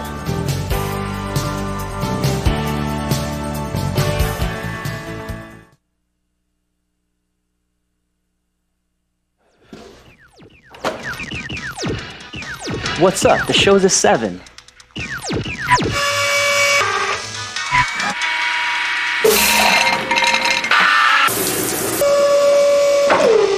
Whoa.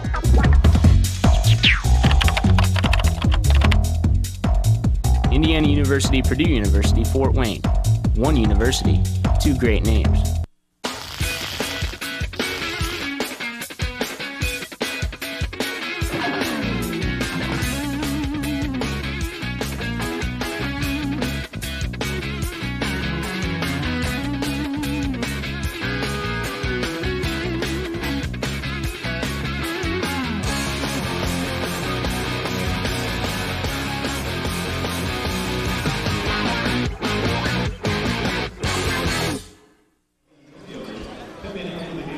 Dons come out of the huddle trailing 50-35, still not quite figuring out what to do offensively, and on the defensive end, Ryan, it hasn't been much better. No, Dean, this is dangerous times for them. They're down 15. I mean, I'm not sure. I've never experienced this going up for dunk and not know what to do. I don't know about you, but clearly Mariko Stenson, a great job of effort. You got 3 wide shirts, and, he's able to tip it in. But, sometimes the breaks are going your way, but if you're IPFW, look up, you're down 15. You better make your run now or it's going to be awful tough. Yeah, that notwithstanding, they've dug this hole pretty much themselves.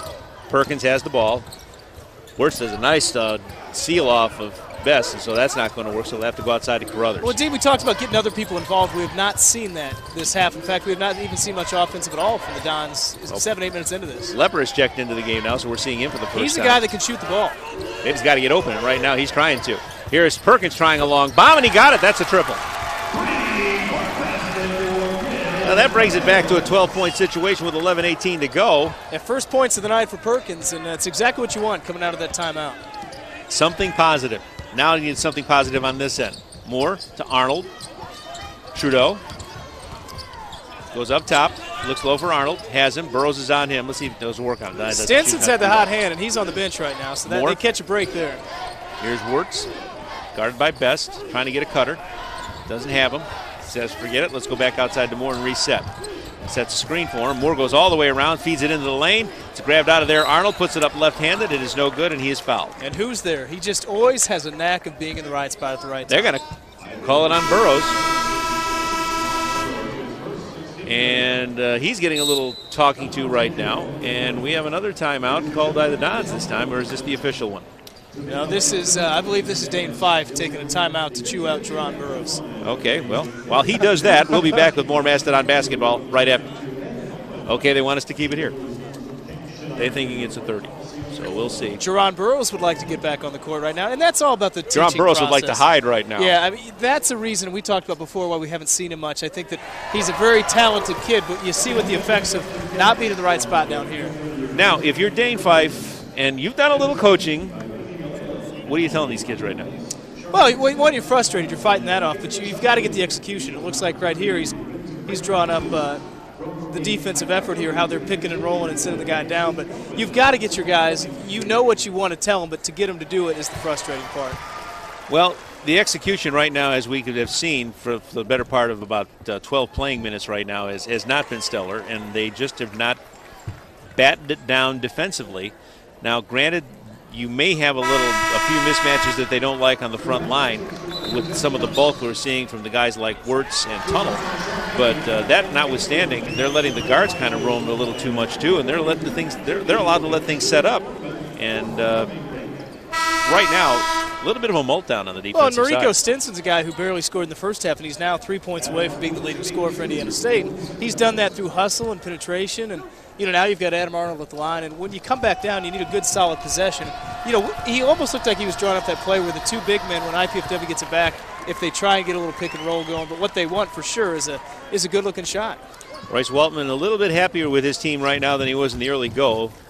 Adam Arnold will have one more, and he drops his 5th point of the game of the night and puts the lead back up to 14 at 52-38. Perkins, picked up by Moore, gets a screen. He'll try the triple. That's no good. Comes right to Best. You got to put it right back up. Get inside Burrows instead. Good. Well, you notice he leaves Burrows in. He wasn't happy with him, but that's a good job of coaching by Dane Fife. Let him know what the kid did wrong and then put him right back out. And let him get some confidence. Good point. Moore. Arnold, guarded by Best. Up the ball, fakes him a couple of times, comes into the lane, lays it up. That's no good. Gets his own rebound, and we have a tie-up. That's going to go to Indiana State. I think IPFW had it right off the bat. Well, and Adam Arnold made that play happen. He's going to come out now, and Tunnel's going to come back in. Arnold will do that for you. I would hate to guard him if you're out there. He is just all over the floor. And he'll beat you up. And he'll beat you up. You'll leave black and blue. Tunnel.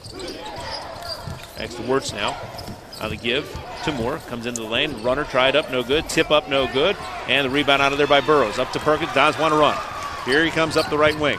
He'll stop. He's He'll got pop. the hot hand. He doesn't get it. Ball batted out of bounds. Catch a Belongs to break. Dons. Burrows hustled again. Quick trigger there, but you kind of get the sense that Perkins is feeling where he's got the hot hand. We watch Royce Faltman in front of us, not real happy right now. Well, he's right. There wasn't a lot of help on that defensive end. 5:53 or 9:53, we should say, to go in the game. Eggerick into the game now as Burrows is sat down. Perkins has it back to Eggerick. Z's going to try a triple. He can hit that. He does not get it. Almost got a friendly roll, but not quite. Nobody crashing the boards. That's frustrating. Well, Wirtz was all alone. You're right. Moore, guarded by Perkins. Now back in the game is McCoy. Here is Tunnel trying a long bomb. That's no good, and the rebound out of there by Lepper. Hands it off to Carruthers, who hands it off to Perkins. Dons need to probably get it up going a little quicker on the offensive. IPFW has slowly held Indiana State now to less than 50% for the game, which means they're holding it, but they're not getting it done offensively. Moore wants to. Yeah, he's tired right now. He's asked to come out of the game. This is the time the Dons have to make a move. Carruthers almost lost control of the basketball. Goes to the baseline, cut off, back outside to Eggerick, to Lepper. Gets a screen from Eggerick. Almost lost the ball. Here's Z faking into the lane, and we're going to call a hold. And I think they called that hold just before Zeke palmed it. That could have been a travel right there.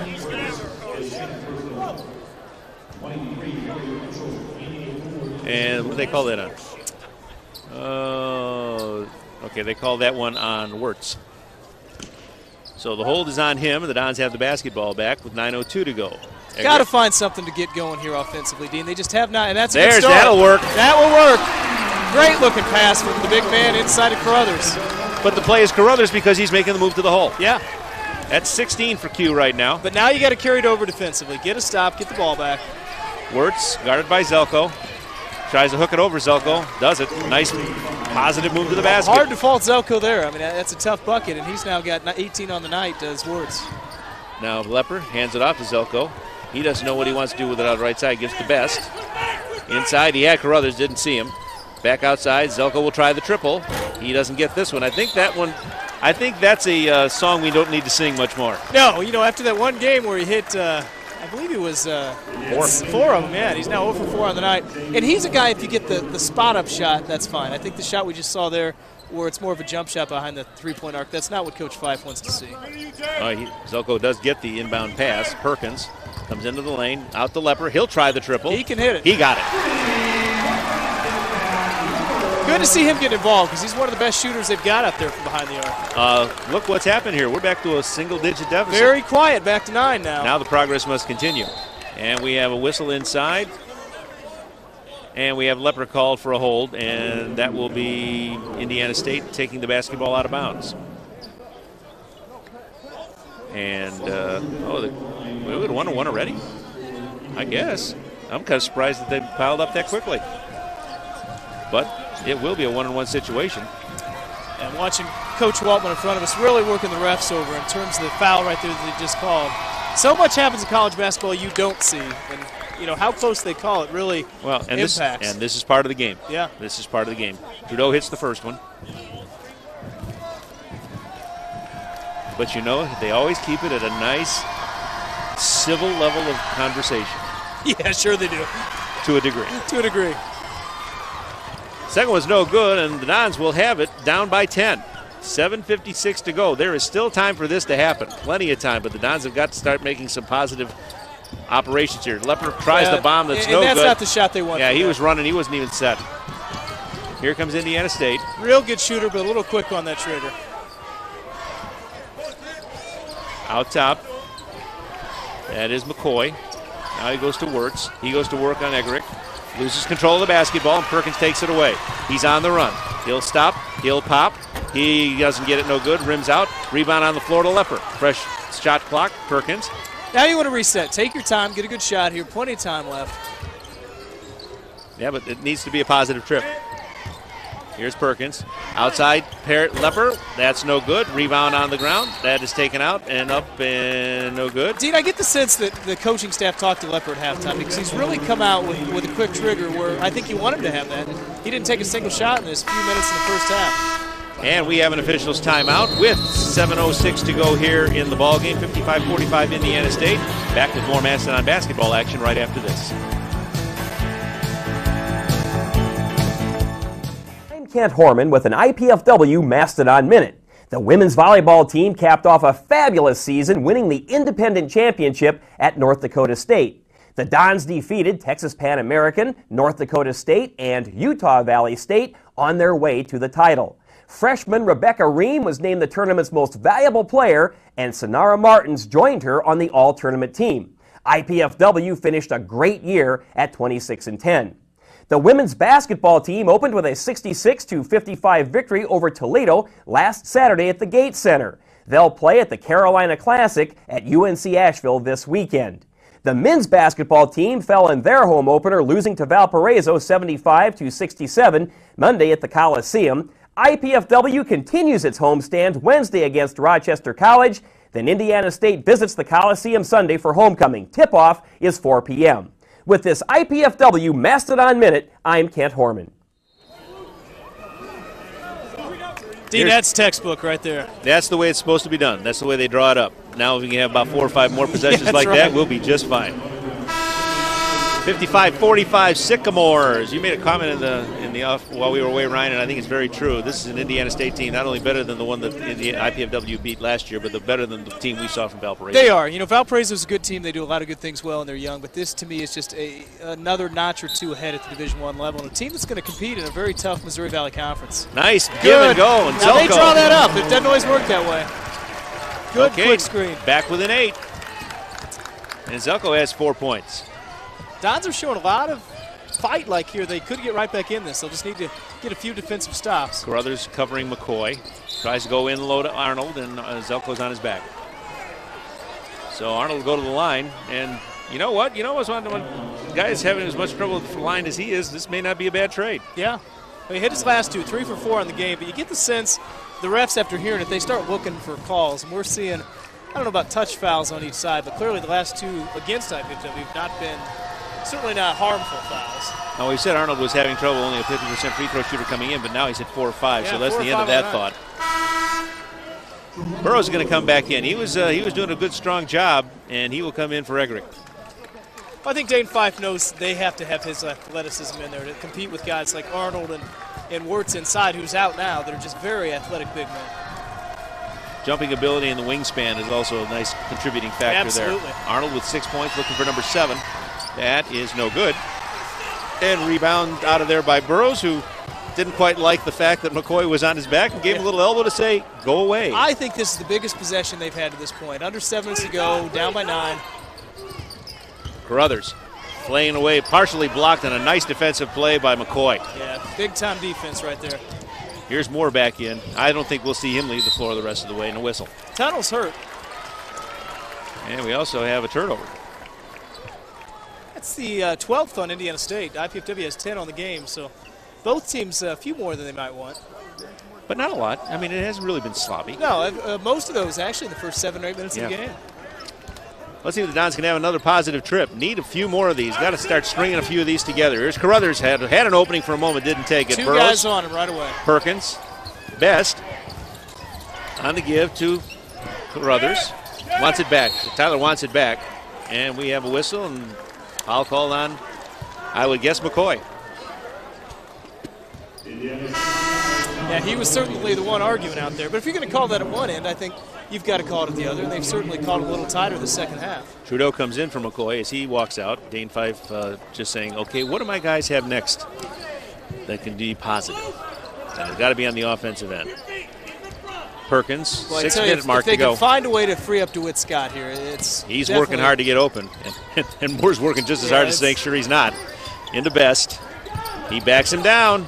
He's backing it down. He's putting it in. He will hit about 80%. I'll tell you what, that's the guy that's the key. If they can feed him in, because if for some reason or other they're not doubling down on him, and Royce Waltman knows it. We're down to 7. 56-49. This will be a 30. So let's see. We'll take a break and come back with more Mastodon basketball right after this. They not have a man. That boat was all right. But the next one. You know, if she continues to spill product at a rate of 3 per hour, unit cost, say 60 cents. Factor in breakage, downtime, lost sales, you're looking at $2,400 a month.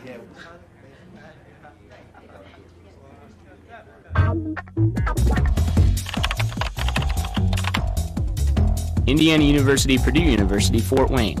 One university, 2 great names.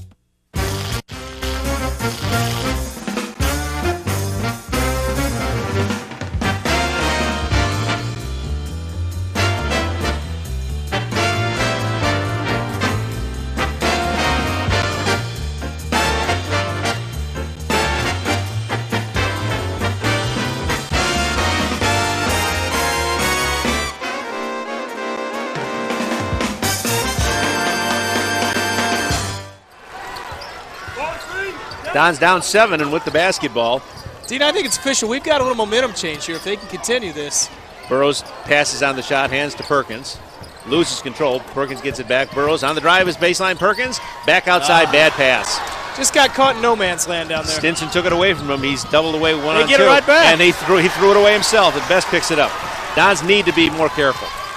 Calm it down. You have time. Just under 5 to go. Carruthers posting Burrows. Gets the use from the screen. Puts it up. Lays it off to Best. Caught himself no hands. Best spins around. Reverses and puts. No good. Well, beautiful play. Beautiful play. Yeah. Well, he's gone to the middle almost every time, and this time he spun the opposite way. And surprise tunnel for sure, but he got the foul first. It must have been before he got under for the reverse, because if Tunnel got him on the shot, that would be and 1. It's unfortunate. I think Dane 5 would rather not. That would not have been called because I don't think anybody was stopping him underneath. Tunnel has to go out with his 4th personal foul. So Best will go to the line. Tyler has not exactly filled it up tonight. He has 8 points. He has not been to the line yet. Number 1, good. Yeah, Don's 4 of 8 on the line, which just 50%. But right now, throw out the percentages, suddenly you're back within 6. And we can be within 5 if he can drop the other one. Need to get the crowd into it. Yeah, they have. I've noticed. Well, they do to keep it going now if they can keep this surge moving. And Best is, boy, that didn't want to go. Nope. But it did, and the Dons are within 5.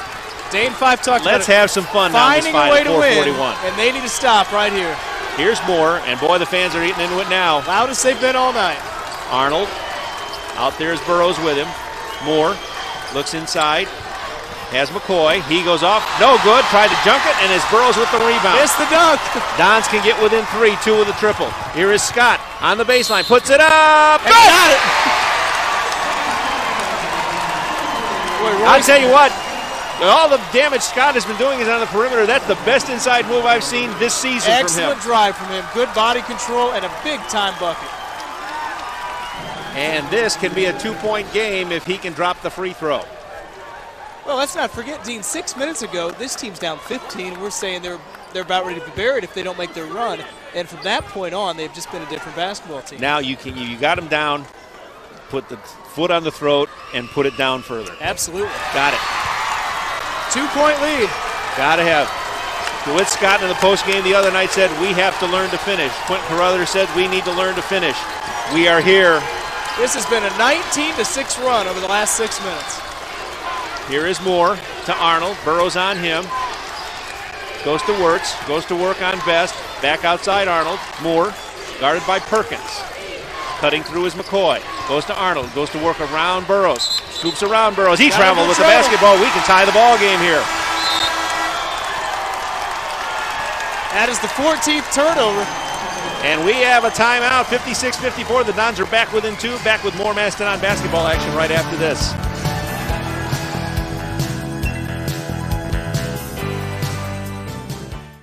Mom, Dad, You know we love kids, and I've made a decision that will totally change my life. Cameron's too. It's a huge responsibility, leading someone into, who knows, communication or science or math. That's what life's all about, right? Learning so you can pass on knowledge to younger minds. Dad, Mom, I want to be a teacher.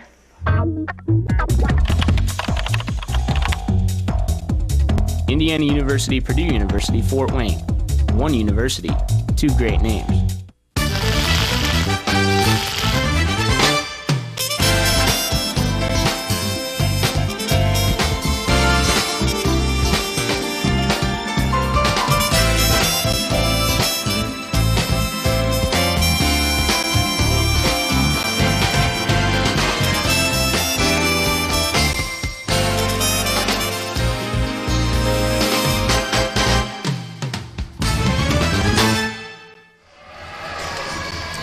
Well, here's IPFW running transition. And Dean, this is exactly what we were talking about. Perkins gets the ball ahead, and DeWitt Scott, we know he can do it outside, but watch how he uses his body, gets inside, gets fouled by not one but two guys, and that's the shades of Michael Jordan hanging in the air. The move I like best out of that whole move is taking it back over so it can't be blocked. Dons with a chance to tie with 3:45 to go in the game. Perkins gets to Burrows. Guarded out there by Arnold. Perkins has it back. Scott working the baseline, trying to get open. Goes a little to Best. You got a set play drawn up at halftime. It looks like they're probably going to have to go to the motion. He wants a clear out. He wants a clear out. He's going up. He's going in. Oh! It was there. It was right there. Boy, I can't believe Indiana State went for the charge there. And nobody's coming over to help, which I can't believe. Trudeau goes around Carruthers, and he's fouled by Carruthers. On that one. Q got beat. He got beat. And that's going to happen. Hold, and we'll have a one-on-one. Oh, man, Ryan, that was it. That was it right there. That shot drops, and you're still fine at this point, but it's just one of those bounces. I think, he 8 out of 10 times he's going to put that down. So here is Trudeau to try his first, and he got it on the roll.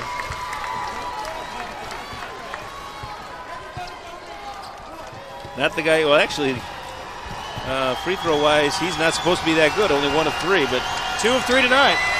We don't need to worry about that because he's hit them both here. It's a 4-point game again. Yeah, you need a good possession. A lot of time left, 3 minutes. Do the things you've been doing the last 5 minutes and keep going to them. Burke. But I like these 5 that are on the floor. I think they can all do damage offensively. This might end up being your 5 before the year is out. Burrows, guarded there by Arnold, goes around him and fouled by Arnold. They don't have many guys, I don't think, that match up with Jerron Burrows. Now, he's not a guy that he's a little timid because that's how you are when you're new to a program. But I think as the year progresses, you'll see him do more moves like that where he's taking it right to the hole. Well, and once he gets more confidence in the offensive play that he has and going to the hole and seeing shots drop, he will become a much more impressive player. And that's why I say the group out here right now may end up being your starting 5 before the year is out. Now, one thing he has not been good tonight is from the foul line, but he knocks that one down. Got to hit him when you have him. That's right. And you hit him when you have to. And he did. 2:54 to go. He can bring the Dons back within a bucket.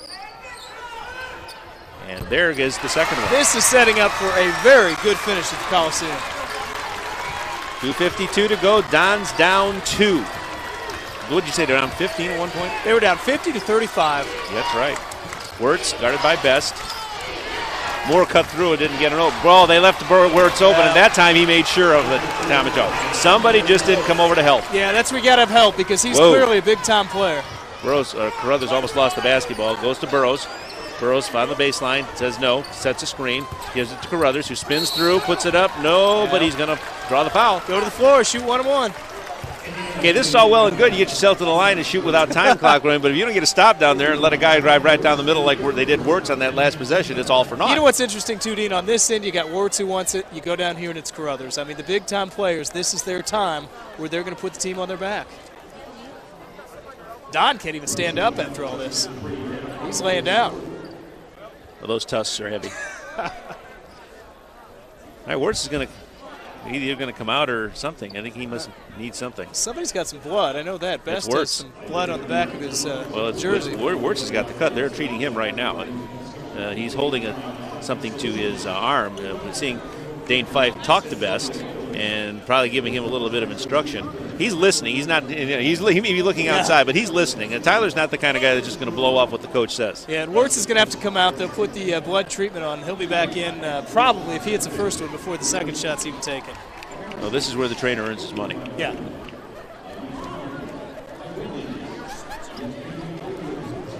So the Dons with 2:24 to go, and they will substitute for Wirtz as he has worked on. And I don't know why they're taking. This would not be the time. If I were Dane Fife, this would not be the time. Are they ruling that Best has to come out? He's got blood on his shirt. Yeah, he does.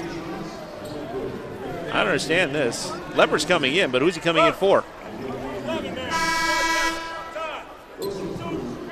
Who did you see who he came in for? Well, I would assume it would be for Best, but apparently that's not the case. Best is out there on the floor with a bloody jersey. Whatever happened for IPFW, you've got the shooter you want at the line. And Wirtz is either ready to come in or needing more treatment. I guess he can come in. Well, he's not over here at the bench to check in. Lepper's going to shoot the free throw. And Quentin Carruthers is the guy that's out of the game for now. Oh. Boy, that's not kind of surprising. Yeah, Lepper's a good shooter. That's the guy they'd want at the line. You're right, Carruthers is the one out. I guess they want him out there for about 30 seconds to get his breath. And he might have blood on him as well. I'd be real surprised they'd take him out. Lepper hit the other one. So the Dons are within 3 at 60-57. Need a stop. Wirtz checking back in, and I'm sure within minutes you'll see Quentin Carruthers as well. Lepper's 4th point. You're right, Wirtz is right there. Arnold gets it on a cross to McCoy. Guard out there by Scott.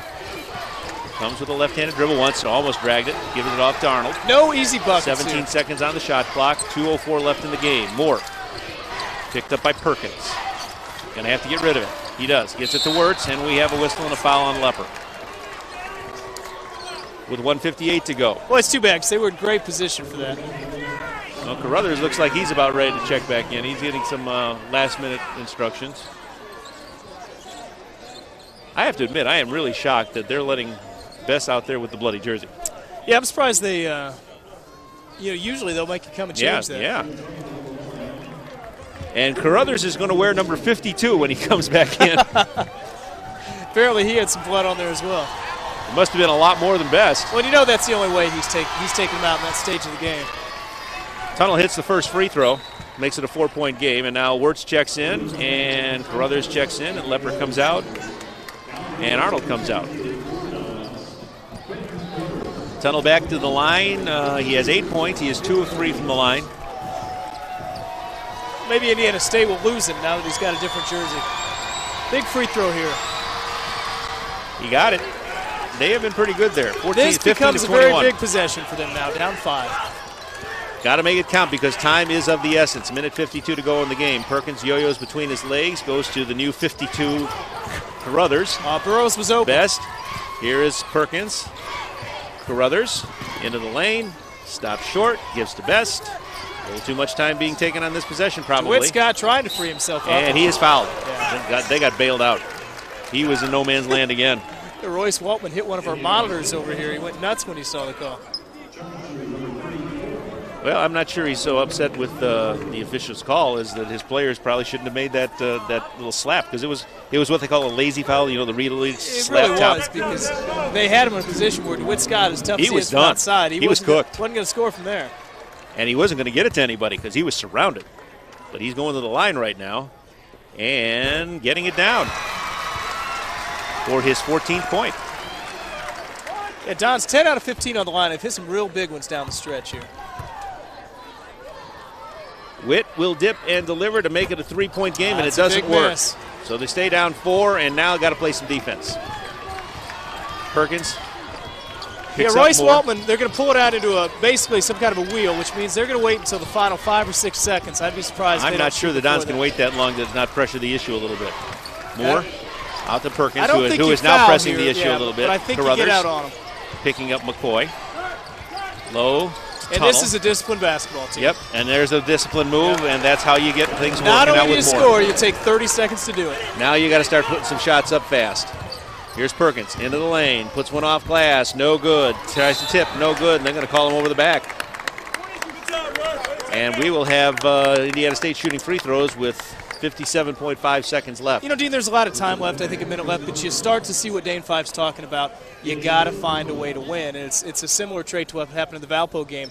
1 or 2 plays down the stretch when it was a 2-point game with about 2 minutes left. It's those 1 or 2 plays that really make a difference. Well, they were right at the summit, and when that shot by Best didn't go, that seemed to tilt this thing the other way, yeah, and Indiana State's been able to make things a little bit more their way since then.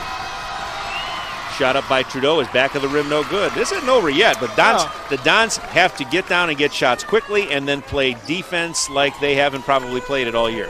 Yeah, they don't need a 3. They just need a quick bucket here and get back on D. Number 2 for Trudeau. Looking for his 10th point. Didn't get either one. Those are 2 big misses. All right, but you got to move it. Here comes Tyler. Gets it up to Carruthers. They got to get a shot down quick. And Tyler Clinton's going to the back, and he lost the ball. Wordsmith and Best ties it up, but he apparently got a piece of the arm on the way. And we will have Wirtz going to the line. Well, Tyler was doing what he had to do. He had to reach in there, try and get the tie up. Yeah, it's a good foul. You know, you unfortunately foul Wirtz, but it's interesting who gets the steal. It's Wirtz, a guy that not only does it the offensive end, but he's just one of those guys that's going to find a way to get in your way. Well, it's gotten to the point now where the Dons are probably feeling the urgency with 48.1 that something has to happen quickly, and they tried to make it happen maybe before it was ready to happen. Wirtz 4 out of 5 on the line. They'll get the double bonus now. Oh, good. Well, they've done their best to keep him at it, missing 3 in a row. They're leaving the door open. Wirtz has had a heck of a game, especially second half. He has 20 points. And by my count, he missed them both. He had 10 in the first half. Don's still with life. They need a quick bucket here. They got to move. Best. Gives it to Scott Scott. wants it. He wants the He triple. can hit that one. No good. Rebound, Wirtz. Who throws it up. Out of bounds. It goes to Indiana State, should. At least what I saw, and the official agrees with me. A little indecisiveness on the call. You know, There wasn't any indecisiveness with this one right here, though. So 33.7 left, and I'd say if Indiana State can one here before the Dons. Oh, we have a. They're going to get to win on the Scott inbound away. on Scott. Those are bad fouls, though. No, no time left. No time off. But sooner or later, Indiana State's going to start hitting some of these free throws. I mean, this would essentially be a done deal right now if they'd hit some of the free throws they'd had. Was Moore the guy that was actually fouled? He was, yeah. Okay. I was watching the inbound play. He must have been the guy that was the foul away from the ball. In fact, he was hammered. He only has 4 points. It's his first free throw of the night. Yeah. This is their go-to guy. He doesn't do it with scoring. He does it with playmaking, and he has done it that way tonight. They missed 5 straight free throws. You know, and if he misses this one, you're only 2 possessions out of this. Yep. Got it. That's big free It's throw. still 2 possessions, but now they need some triples. Actually, no, 3 points. Yeah, now Dane Fife gets a 30-second break, and, you know, now you're shooting for a quick 3, and look who's checking in. No surprise there. Well, you're gonna load up now. But and don't you think that the boys in blue from Indiana State are also going to guard that perimeter with their life? Yeah, I think the one thing Royce Waltman's telling them, don't foul. You know, play good defense and don't foul right here. And if you're Dane Fife, you're trying to find a way to isolate one guy or 2 guys with different situations where you will have at least a look at a somewhat open 3, because you're not going to have a grotesquely open 3 at this point. Indiana State knows better. You know, I think I draw it up. It looks like they're trying to get it off either wing. Lepper's not a bad guy. You know, they're going to look to Carruthers. They're going to look to DeWitt Scott. I think any of those 3 guys, and if you take a quick 2, you've still got 30 seconds, but you got to foul fast. And I'd throw Perkins in that mix as well. Yeah. Well, it's going to have to happen quickly if it's going to happen. 65-58, 33.7 left here at the Coliseum. Here's Perkins, gets it into the forecourt quickly. Leppert running to an open spot. He doesn't have it. Here's Scott. He's stubbed in the backcourt. Here's Burrows taking it out. Outside Lepper. He's going to try the 3. Got it with 22.1 left. That's the guy you want. Okay, now it's a 4-point game. You know, Dean, that was a bit of a broken play because Jerron Burrows was supposed to set a screen. That didn't happen. They were lucky to not lose the ball, but it turns out, you know, they lose track of Lepper outside, and all of a sudden you're down 4. Well, still, got to have a stop real quick. And here's the move in the end, the kick to Burrows. Nice decision right there. Really good decision. And no one's up. within 10 feet of him. And there it is, and I believe they call that nothing but nylon. That is nothing but nylon. 65-61. Dons after this will head to Western Illinois on Tuesday for a 7 o'clock game Central Time, which is 8 o'clock our time. They'll be back here at the Coliseum next Saturday night to play IUPUI in a sort of a mid-con preview. Dane Fife's got his defensive team in there. He's got Savely trying to get a foul on Moore, or a quick steal, even better. And then on the 29th, they had the Cape Girardeau, Missouri to take on SEMO. But right now it's Indiana State they worry about. With 20.5 left, they foul Wirtz in the backcourt. And you won't see too many teams. They're trying to get the ball to their 6-8 men for the foul shots, but that's exactly what Indiana State will do. Well, the thing is, he's the kind of guy that can go back there and help on the press, and he's not a bad ball handler. He's a good all-around player. Yeah, he really is. And to my mind, has been the best man on the floor tonight. And he gets the free throw. 66-61. Now this becomes a little tough. Yeah, but even now you're a two-possession game. Now I think you're at the point where if you realistically have a shot, you better put up a three pretty quick. So Indiana State, Royce Weltman making his adjustments on his defense as Wirtz tries the next one and didn't get that one. Well, now you can go 2 or 3, but I think 3 gets you good. You better pop it quick. You better pop it quick. All right, good ball movement. Scott for That's a good look. No look. Not working that time, and Moore gets the rebound. That's about as good a look as you're going to get at this stage of the game. Well, that's the guy you want. And when it comes flying out of there that straight, you know you had it dead on. Yeah. They're not all going to fall. Well, Royce Weltman just asked, whose man is that? I mean, he knows that was too good a look. But with 8.1 left, that'll send Moore to the line, and I would say he seals it if he knocks these down. Yeah, even without those, it's pretty tough with 8.1. The Dons have a lot to build on this game, but I think Coach Fife will remind him it's the little things, the play here, the play there in the final minutes. They did a great job of coming from 15 down. And Indiana State could certainly work on their foul shooting in the final minutes. I would imagine that will be addressed when they get back to Terre Haute. But they're also going to look at this as a win and a nice effort, especially in the second half. He hit the second one. Moore gets it up to a 6-point total for himself, and now the time will tick down, and Perkins will take it in. They're going to let him pretty much go all the way. He's going to try a three. Didn't get it. Tip up, no good. And the tip up, no good, and that's a buzzer. And that's a ball game. 67-61, Indiana State the winner over IPFW here at the Coliseum on homecoming night. And we'll be back with more Mastodon basketball action right after this.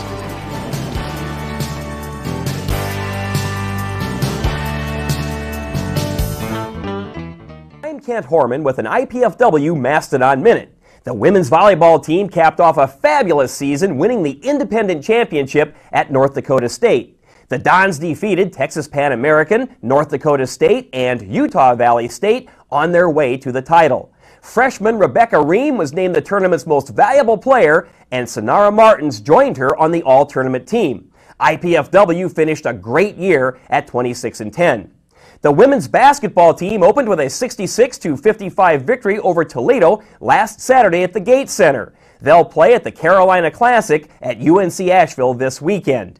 The men's basketball team fell in their home opener, losing to Valparaiso 75-67 Monday at the Coliseum. IPFW continues its homestand Wednesday against Rochester College. Then Indiana State visits the Coliseum Sunday for homecoming. Tip-off is 4 p.m.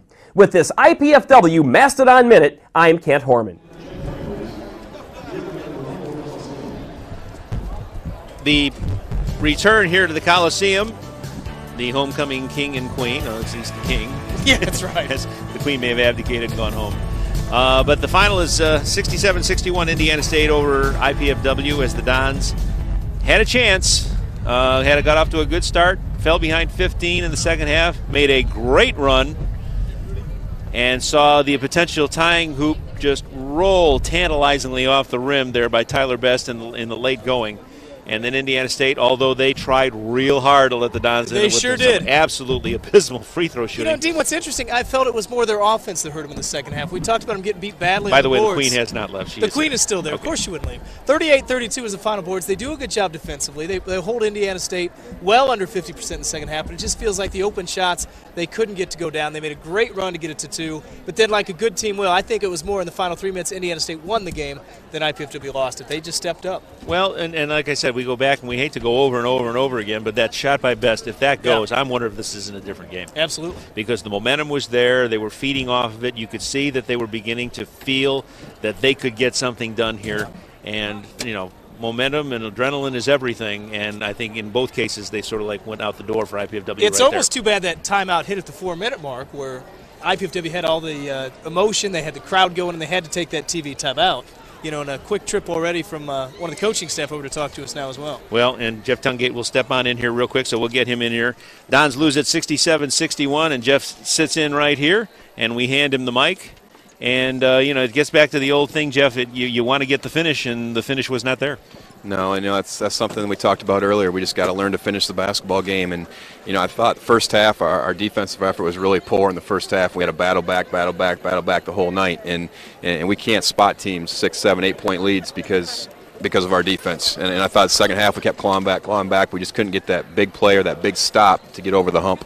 Jeff, it seemed like you made the adjustments defensively and played so much better in the second half, but there were just those open looks that you couldn't get to go down in the final 3 minutes or so. Take us through the last 3 minutes. You get it to 2, you come back from 15 down, and then, in my opinion, Worst just kind of stepped up on the other end. He really did. I mean, he made good players make good plays down the stretch, and he did. We had a tough time stopping him, and we knew he was going to drive, and he went in for uncontested drives. We didn't have anyone there to take a charge. We didn't keep him out of the lane on the drives, and he stepped up big. Down the stretch, I thought we got some decent looks, but just couldn't knock down that big shot, and that's something we have to learn to do. But, again, it all boils down to we can't spot teams, especially teams like Indiana State out of the Missouri Valley. We can't spot them that kind of lead and expect to come back. What was the adjustment that you could see they made where they got that 15-point lead? It wasn't so much you guys letting it get away from you as they seemed to grab it with Wirtz, and something went wrong there. Could you detect what it was? Well, I think they know they got the ball to the right guy at the right time in the right spot. And that's something that we still struggle to do, and we're still trying to figure out who that guy is for us. I think it's Tyler, and Tyler really stepped up in the second half for us and played well. But, I thought they did a really good job of knowing who to get the ball to, at what spot on the floor he could do something with it and really attack us. And that's something we got to do a better job. I mean, we're a three-point shooting team, and come down the stretch, it's hard to get a three-point shot and expect to hit a three-point shot to take a lead or to come back or to win.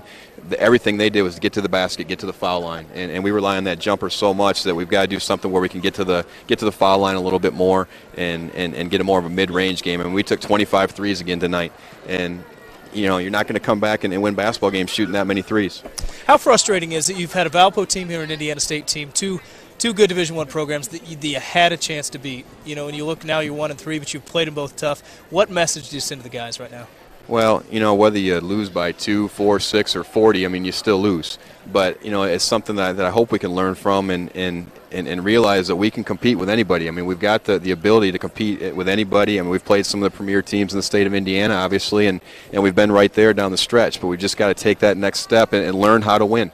And until we learn how to win, it's going to be a struggle. But we've really got to learn with 3 minutes to go and expect to win basketball games, and we're not there yet. Well, you see what happens at Western Illinois on Tuesday. Jeff, good luck, and we'll see you down the road. Thank you. Thank you much. Jeff Tungate, assistant basketball coach at IPFW, with some final thoughts from the coaches on the 67-61 loss by IPFW today to Indiana State. Back with more Mastodon basketball right after this.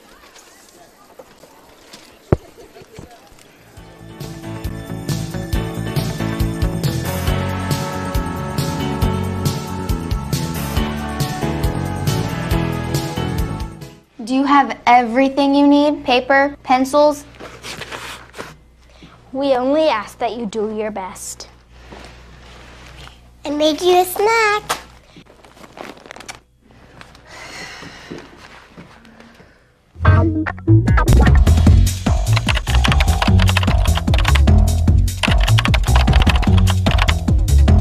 Indiana University, Purdue University, Fort Wayne. One university, two great names. Life is good, but with a master's degree from IPFW, it could be even better. You could land a promotion, earn more money, become a leader in your field. And IPFW makes it easy. With affordable tuition, night and weekend classes, and more than 20 graduate programs from business to education to public affairs and more. Become the master of your future. Indiana University, Purdue University, Fort Wayne. Your graduate university. I'm Kent Horman with an IPFW Mastodon Minute. The women's volleyball team capped off a fabulous season, winning the independent championship at North Dakota State. The Dons defeated Texas Pan American, North Dakota State, and Utah Valley State on their way to the title. Freshman Rebecca Ream was named the tournament's most valuable player, and Sonara Martins joined her on the all-tournament team. IPFW finished a great year at 26-10. The women's basketball team opened with a 66-55 victory over Toledo last Saturday at the Gates Center. They'll play at the Carolina Classic at UNC Asheville this weekend. The men's basketball team fell in their home opener, losing to Valparaiso 75-67 Monday at the Coliseum. IPFW continues its homestand Wednesday against Rochester College. Then Indiana State visits the Coliseum Sunday for homecoming. Tip-off is 4 p.m. With this IPFW Mastodon Minute, I'm Kent Horman. Back at the Coliseum, where the Mastodons lose on homecoming night 67-61 to Indiana State in a game that they fought hard, had the lead in the first half, saw it go away, saw that lead really go away in the second half, and then come back within two, the Tyler Best roll-off, where it just didn't work, and here's the key play. Yeah, it was a good-looking shot. This one goes down, but that was a similar shot where they couldn't hit. It was probably the bucket with 3 minutes to go. I think this is it. Just bounces off the back iron. And oh, I thought it was the one we're talking about. Obviously, we're going to get the hits here. Some nice, good shots here, but they were just some tantalizing shots that just didn't work. And there is a nice play by Burrows, and he showed some things tonight offensively that he hadn't shown before, and that will be a nice thing to add. Yeah, the play of the night right here was Quentin Carruthers. Indeed, I think if you talk to Coach Tungate, the one thing you take away, and it really hit me, was I don't care if we lose by 1 or 40. These guys want to win. It's not about a moral victory. They want to come out here, and they want to win, and they felt like this was a team they could have beaten tonight, albeit with a very good performance, and they let them slip away. Well, and the opportunities were there. It just didn't happen, and now, they have got to go in there and sell these kids on the opportunity that, you can go to a Western Illinois, again, another team that you're going to see in the Mid-Con down the road. You're going to have to play them on the road. You're going to have to start learning, because you're going to go to that place every year from now until eternity, as long as the Dons are in the Mid-Con.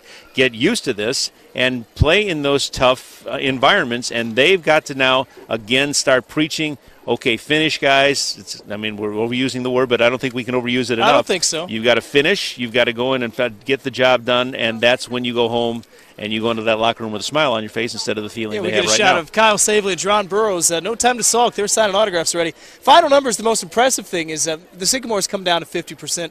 Only 3 of 12. They're going to have to find a way to replace the guy that got hurt for sure, but I think if you look at IPFW's number, the one thing that jumps out a little bit, 37%, and that's where I felt like they kind of, on the offensive end, is where they missed their chances. As you look at it, Don's hit 500, or the Sycamores hit 50%. Don's 37%, the three-pointers. The Dons were doing them early, but it didn't work late, especially when they needed to. And look, the rebounding situation got a little better, 38-32. I think they hammered that home at halftime, and that's what's got to be frustrating for the losses. You work on the two things you want to do at halftime, defensive and rebounding, but it's the little things and the learning how to win that he talked about they've got to overcome.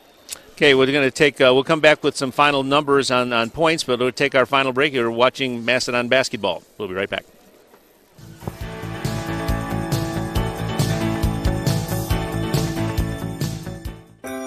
Life is good, but with a master's degree from IPFW, it could be even better. You could land a promotion, earn more money, become a leader in your field. And IPFW makes it easy. With affordable tuition, night and weekend classes, and more than 20 graduate programs from business to education to public affairs and more. Become the master of your future. Indiana University, Purdue University, Fort Wayne. Your graduate university. Pizza! I must eat. Wait, what is this? Capsicum anum? Agaricus bisporus? Allium cepa? Can we eat this? Peppers, mushrooms, and onions. Eat your pizza, man. Honey. Indiana University, Purdue University, Fort Wayne. One university, two great names. I'm Kent Horman with an IPFW Mastodon Minute. The women's volleyball team capped off a fabulous season, winning the independent championship at North Dakota State. The Dons defeated Texas Pan American, North Dakota State, and Utah Valley State on their way to the title. Freshman Rebecca Ream was named the tournament's most valuable player, and Sonara Martins joined her on the all-tournament team. IPFW finished a great year at 26-10.